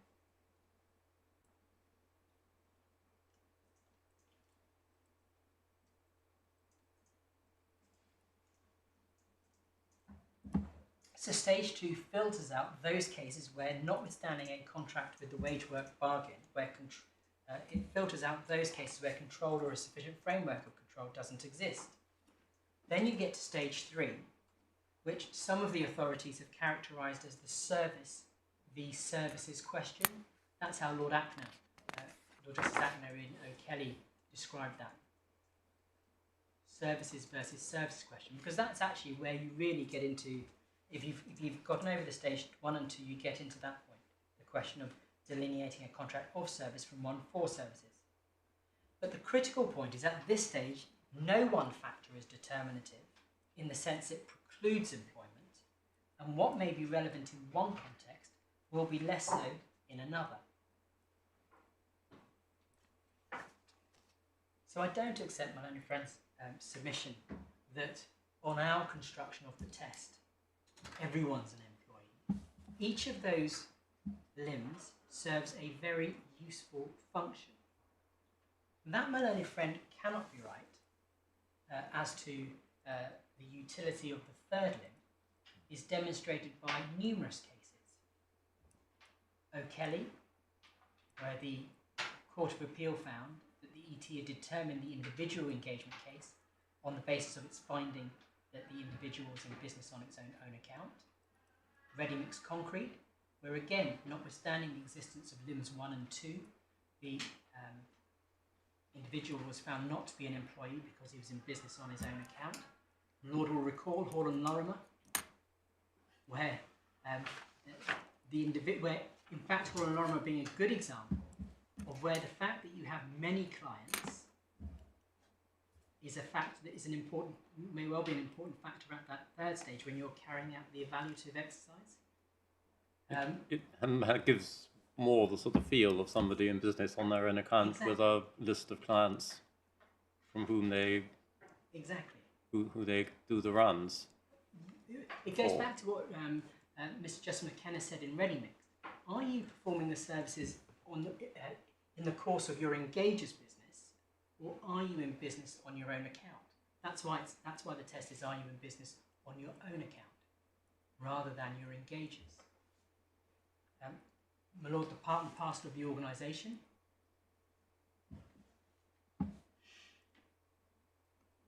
So, with respect the authorities are clear that at that limb 3, there are a wide factors you can take into account. Yes, it's a negative requirement in the sense that you've started from the point that you've got sufficient mutuality of obligation for it to be a contract of employment, sufficient control for it to be a contract of employment, and then you look to the other terms to see, looked at overall, are they inconsistent with it being a contract of employment?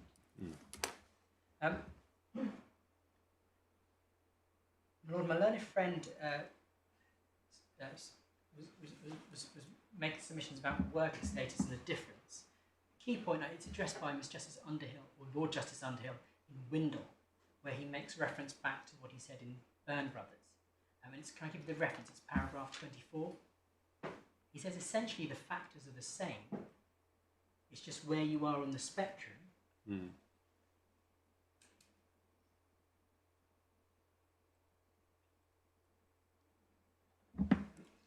My learned friend, I don't know if he wrote back from it, but he sought to suggest that Parliament intended that there would be this hard-edged line between employee and worker, just an assertion. And that's contrary to what Lord Justice Underhill says in paragraph 24 of Windle.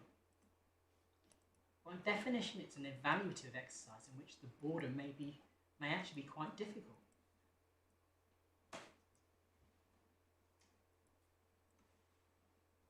But there aren't very many cases in which the focus will be on that dividing line, precisely because the focus is either are you an employee or not, or are you a worker or not. No, but there are cases where, because of the causes of action, particularly in the I employment see in a tribunal, particular case you may want to decide. in the employment tribunal, you may bring claim for unfair dismissal and holiday pay, or discrimination, and so the tribunal might find that you were not an employee, but you were a worker, and that happens all the time. Yeah. And tribunals don't. That's just the evaluative decisions that tribunals all over the country make in, day out.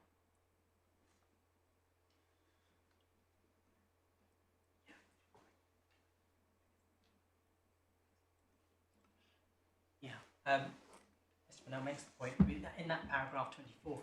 What Lord Justice Underhill just says is essentially the same factors. It's just a lower pass mark, is his phrase he uses.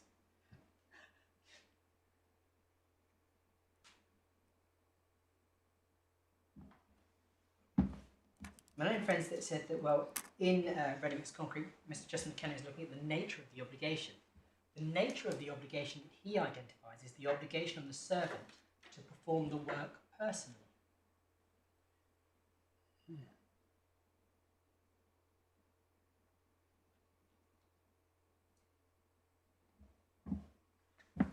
And the importance of ready-mixed concrete is that when my learned friend took you to it, is that the importance is that was decided on the third limb and on a finding by Mr. Justin McKenna that the Mr. Latimer, I think it was in business on his own account. My own friend said 2 uncertainties followed from RMC. Is it the only test, and what does mutuality of obligation mean in different types of cases? And he sort of suggests that market investigations was positing a new test. But when I took you to market investigations, I hope you'll recall that he cites ready-mixed concrete.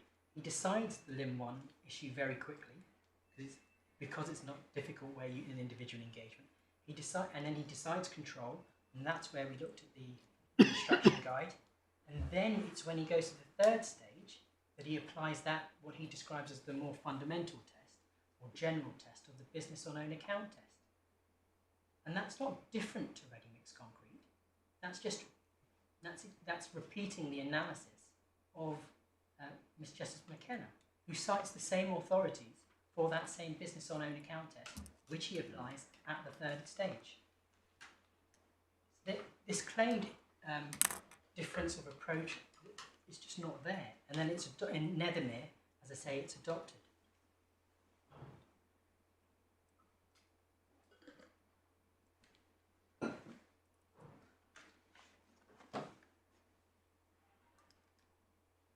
Can I ask you just to go to Nethermere, please? My friend took you to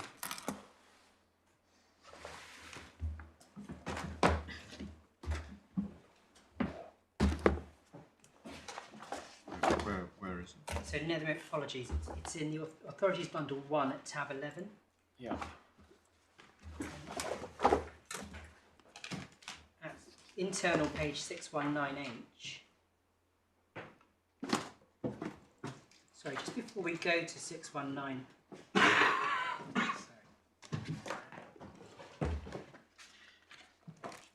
Sorry, he goes to 619H.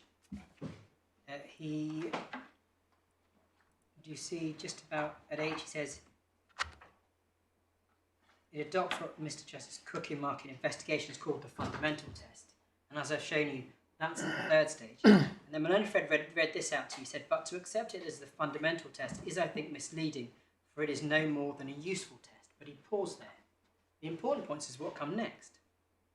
Furthermore, it can only be applicable at all where there is nothing but a choice between the two kinds of contract of service or for services. Here, the form of the preliminary issue made the test apposite, though not fundamental. But as I've indicated, ruled out the question whether the evidence there was a third kind of contract or even no contract at all. But the point that's being made is that once you've got through stages 1 and stages 2, you're then at the service v services question. And that's why it's really that third one, which is the most useful test. Once you've passed 1 and 2, that does the heavy, that's where you get into the distinguishing. I just also, as we were there,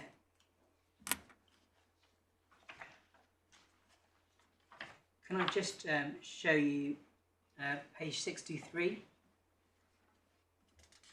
And this is just showing that Nethermere Court of Appeal in the early 1980s, citing and applying ready-mix concrete. I think I said earlier that that's what they did. Yes. You'll see it, it's at D and F. And do you see where Lord Justice Stevenson says, after quoting the mutuality of obligations, this is page 623 F, do you see he says, there must in my judgment be an irreducible minimum of obligation on each side to create a contract of service. That's where that line that we see repeated comes up. And you'll see that that's the one cited by Lord Clark in Auto Claims that I took you to.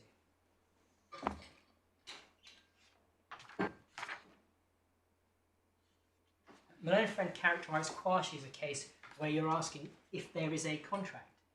With respect, that's not right. They're not asking, is there a contract? Everybody was agreed there was a contract between the dancer and the club. What was it a contract with a work wage bargain? Answer, no, because the club wasn't obliged to pay the worker.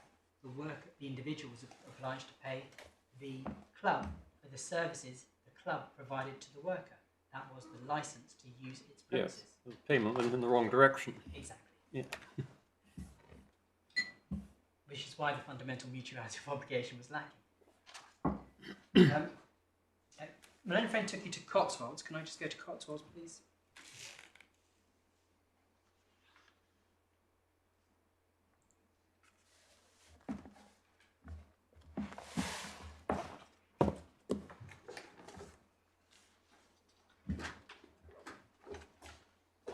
Malone Friend said, in relation to paragraphs 54 to 55,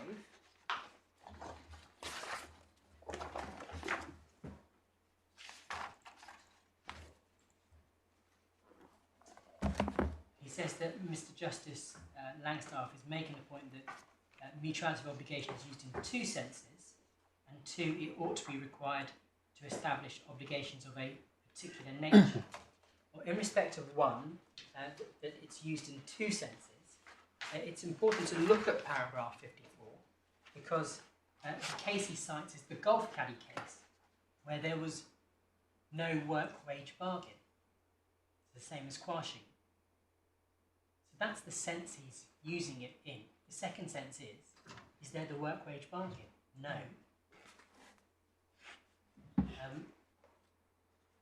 And then, in respect of it ought to be required to establish obligations of a particular nature, it's clear from paragraph 55 that Mr. Justice Langstaff is addressing the overarching contract and the nature of the obligations required to establish an overarching contract of employment.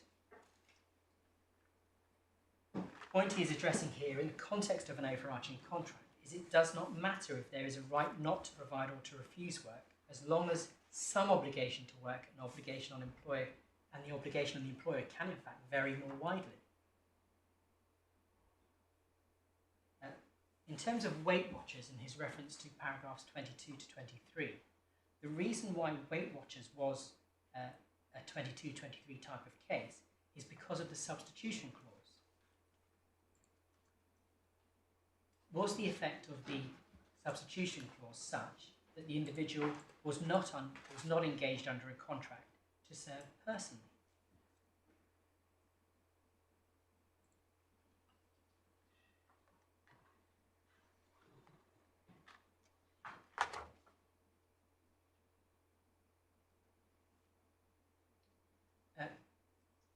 Malone took you to Windle, and he in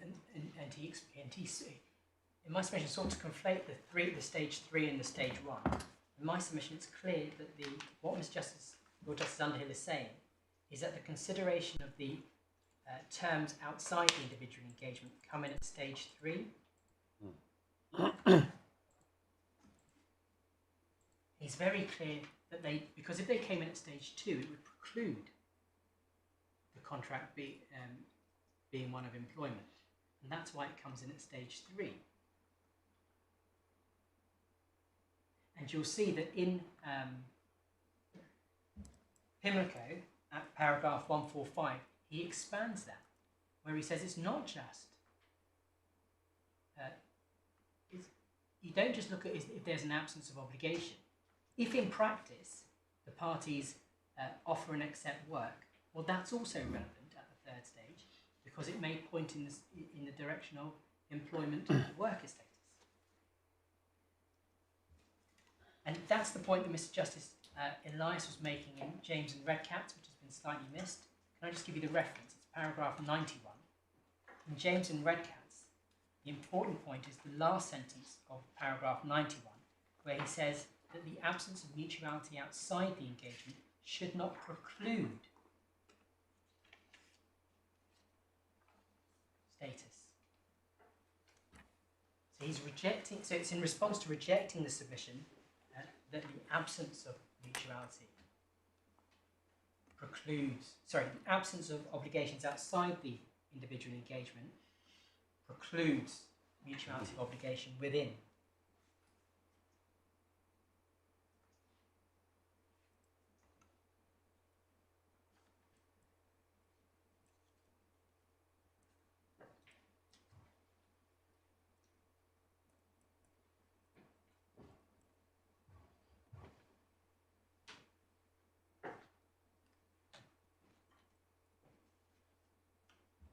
Yes. Sorry, I'm just trying to move through. And I say Malone Friend seeks to conflate stages 1 and 3, but I hope I've demonstrated why it's actually important to keep stages 1 and 3 separate. Because if you put it in at stage 1, you stop it precludes, the effect is it precludes the contract being one of employment. And so that's why it's insufficient mutuality for it to be a contract of employment. Whereas we know in the authorities, the irreducible minimum required for it to be sufficient to be a contract of employment is the work-wage bargain.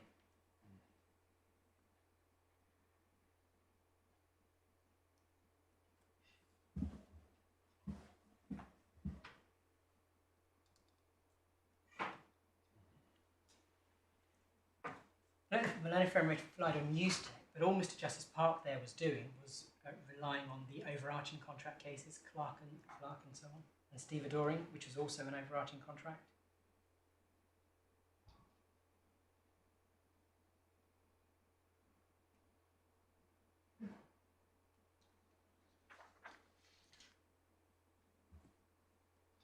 Malone Friend had an exchange with your lordship on McMeechan. Can I just go to McMeechan quickly?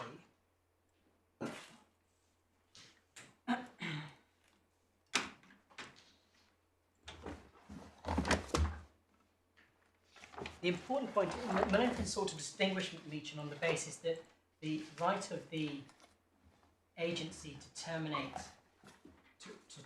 the engagement with the client didn't have any effect on the contract with the agency.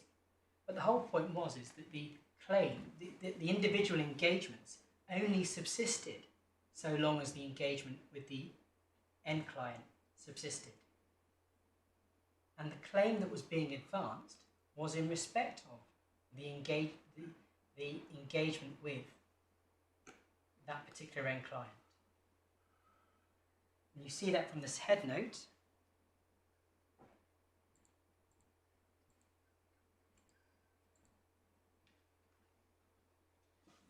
Do you see in the held a specific engagement which began and ended with the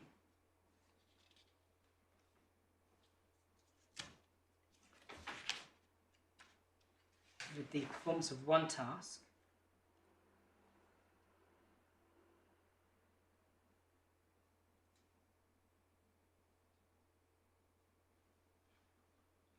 and then it's 562.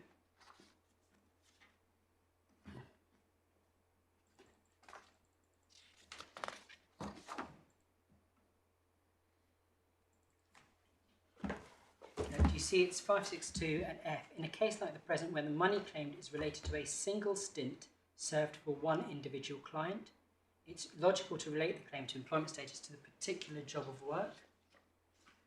And you'll see that it's in that context that the passage they're citing in Harvey is, it doesn't matter if you have a right to decide whether to turn up or not. The question is whether, if you do turn up, is that a contract of or for service. And then also at 565H,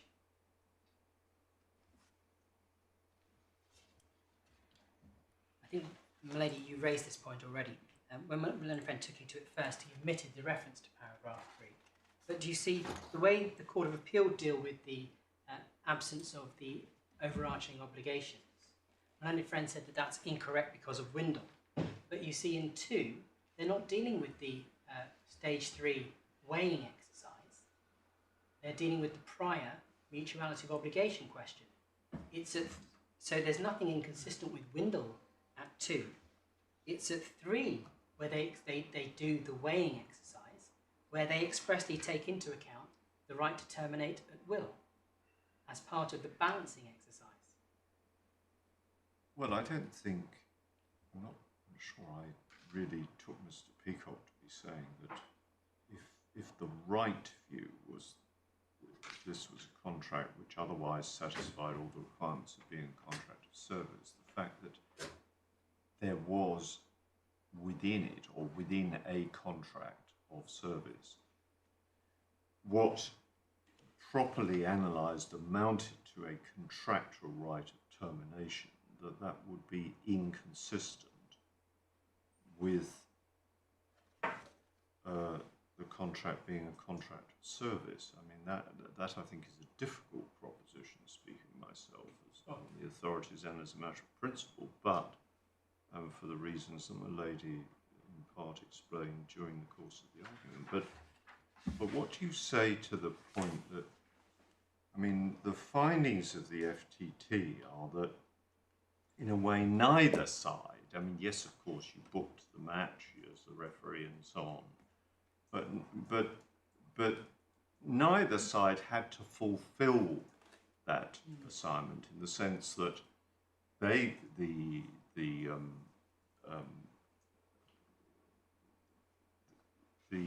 respondents could terminate the assignment before the match, and the referee, perhaps more particularly, didn't have to turn up to referee. It's not a question of substituting anybody for it, but he didn't have to turn up, for example, and not simply if he was ill, but if for example he couldn't get the time off work or something of that kind. I mean, and I say that's covered by the authorities. That's well, what I'm asking you is why are you saying it's impossible to look at that in terms of whether or not there were there were in truth in this case an obligation on the part, Yes. of the what I call the worker to carry out the engagement, and an obligation on the part of the respondent to allow the worker to do that. Yes, otherwise it's no contract. Because that effectively that what they're seeking to re-argue is the battleground between us, where they were saying below in the FTT they were saying there was no contract formed until the Saturday, till the arrival at the ground. Well, there could be a contract. I mean, A unilateral contract, but not a bilateral contract. Because the significance of the bilateral contract is the referee undertakes, he contracts on the when he accepts the appointment, he is contracting to officiate on the Saturday. The engager is contracting to provide him with the opportunity to and pay. That was the offer. But they both, under the contract, have a right to terminate. And that's exactly the position in Stevenson. If my lords, you recall, the provision is there. And it's exactly the point that's addressed in paragraph 13 of Stevenson. And this is critical, because my learned friend is tab 21. It's page 252 of the bundle.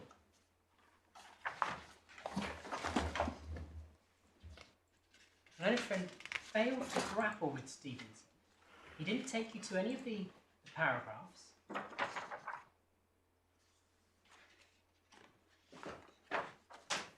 He just said, oh, it's a tripartite case, so it's not relevant. But you'll recall I took you to it in some detail, the reason being that 474, do you see at the top of the page is the mutual termination at will clauses? 9.1 yeah. and 9.2. And do you see at 13, for the period of such employment, a contract, so the period of such employment, a contract must, in our view, clearly exist. For that duration, the individual clearly undertakes to work, and the employer, in turn, undertakes to pay for the work done. This is so even if the contract is terminable on either side at will. Unless and until the power to terminate is exercised, these mutual obligations to work on the one hand and to be paid on the other will continue to exist and will provide the fundamental mutual obligations. My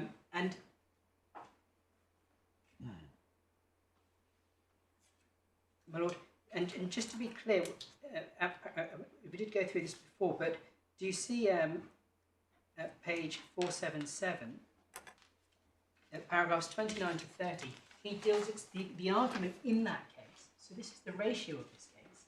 The argument in this case by the putative employer was that the presence of those provisions giving the parties a right to terminate at will meant that they negated or precluded a finding of mutuality of obligation, and that is dismissed. That argument is rejected in terms.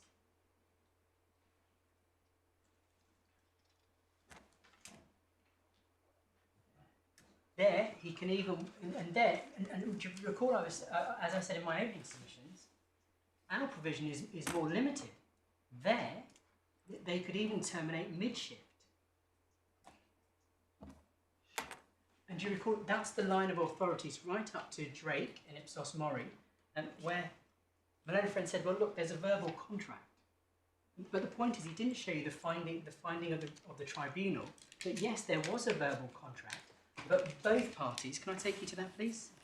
And this is the problem about dipping in and out of the authorities. Why do you And both not- dipped in That's and what out you're of rather the doing now, authorities? isn't it? Well, No.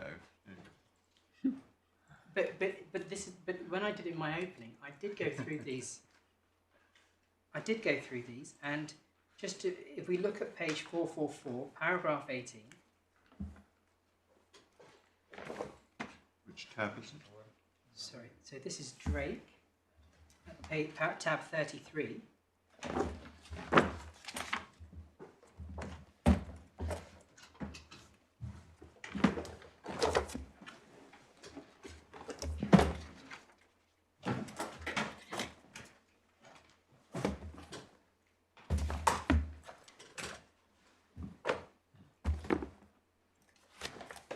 It's page 444, using the bundle pagination. It's paragraph 18.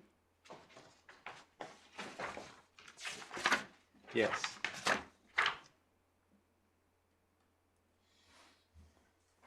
And there you've got, so yes, there was a verbal contract, but finding that both parties in 8.6 had the right to terminate at will. And that's why there's the discussion in paragraphs 33 to 37 about termination at will. Mm. And you recall that in paragraph 35, His Honour Judge Richardson gives very good policy reasons why the fact a contract is terminable at will is not inconsistent with a contract of employment.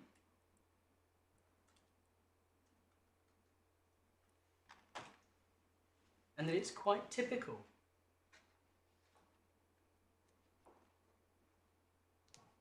And you see that he cites McMeechan and Stevenson.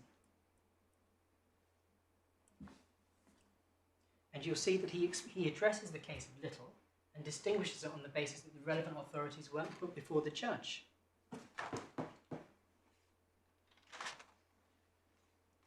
Another friend referred to Prater.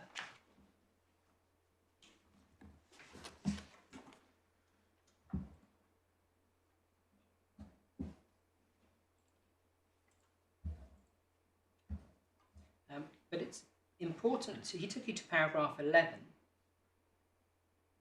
and suggested that there you have the finding that the contract, it had to run its course, it couldn't be terminated. But actually the ET's finding is at paragraph 21, recorded at paragraph 21, and it's there at paragraph internal 14.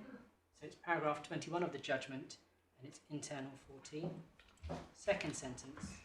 It seems to us that in this situation, having agreed to take a pupil, the claimant regarded herself as committed to deliver teaching to that pupil for as long as was necessary, or until the arrangement was brought to an end for particular reasons. So that's the context of unless and until terminated. And their focus is on, well, once you've got the offer and acceptance and a contract, the necessary work wage obligations subsist unless and until terminated.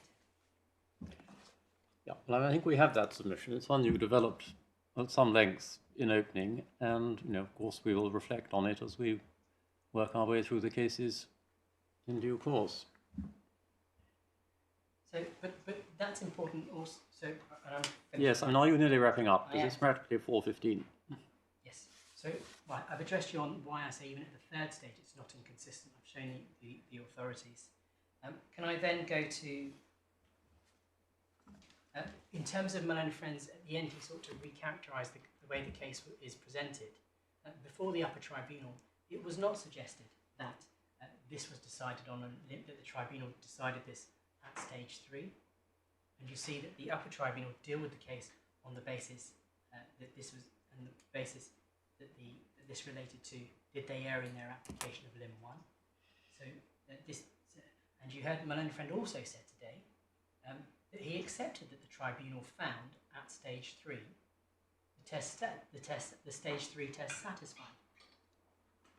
And in my submission, it's clear, looking at the structure of the decision and the language of the decision, that is what the Tribunal did. The reason why they found against us was because stages 1 and 2 were not satisfied. But they found that, but for that, stage 3, they found stage 3 was satisfied. Can I then just do it very briefly with the overarching contract? I've just got a few points to make. Malone Friend stated that the exercise the FTT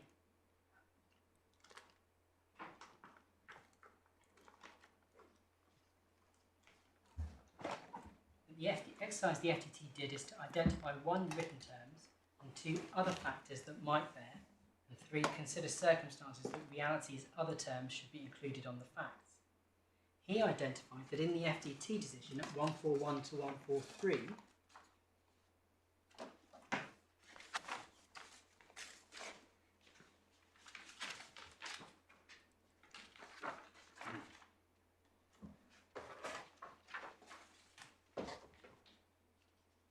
they identify the written terms, and at 144 onwards, they're looking at the overall context for other terms, and the auto-cleanse argument that the expectation crystallised.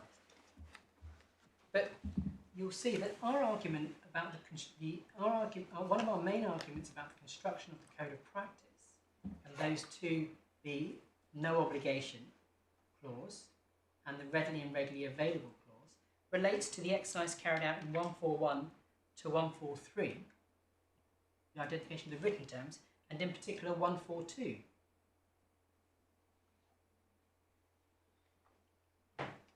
And the FTT did not rely on any facts or anything outside of the code of practice in its construction of that document for the purpose of identifying the written terms. See FTT 142. That's why our challenge to the FTT's identification of the written terms does not require us to identify facts in the Giorgio sense of identifying that there was no evidence to support a finding of fact, because the FTT didn't rely on other facts. They just construed the document.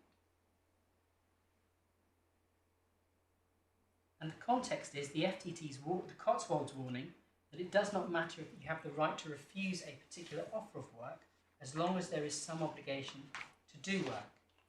Our case was and remains that correctly construed, 1, the no obligation clause properly construed did not entitle the referee to refuse all appointments over the course of a season, and 2, the regularly and readily available express term obliged the referee to be regularly and readily available for appointment over the course of the season. And Manofre was wrong to say that Pimlico was an auto-cleanse case. It was a construction of a written term case, and the Master of the Rolls analysis of the construction issue was not based on auto-cleanse. Do you mean Carmichael? No. Pimlico. So do you recall, so Pimlico, clause 2.2, no obligation to offer work, no obligation to accept work. This is in the context, and then there was and he construed it in the context of the handbook, and we say you have to construe the no obligation clause together with the regularly and readily available clause. You can't construe them in isolation.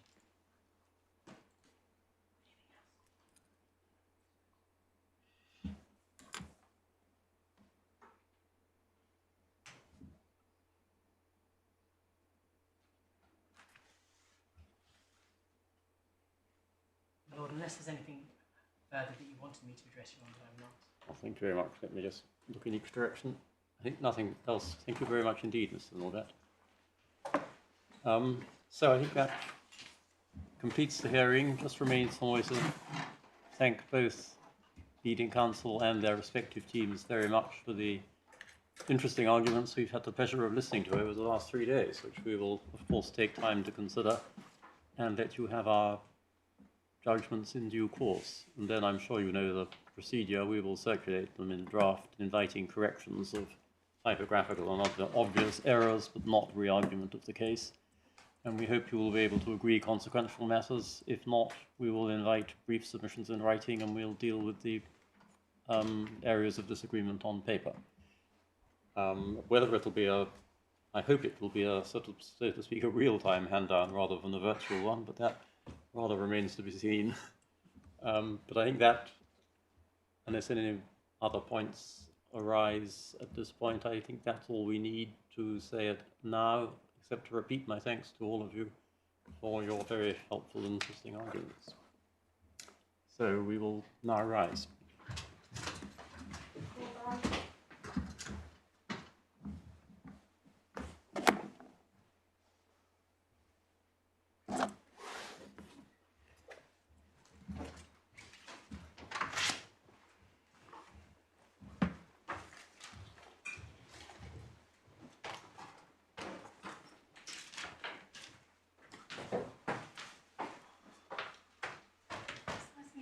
And you receive, hopefully receive it, no, next October, is it? It starts in next October. I did speak to Alice Laing.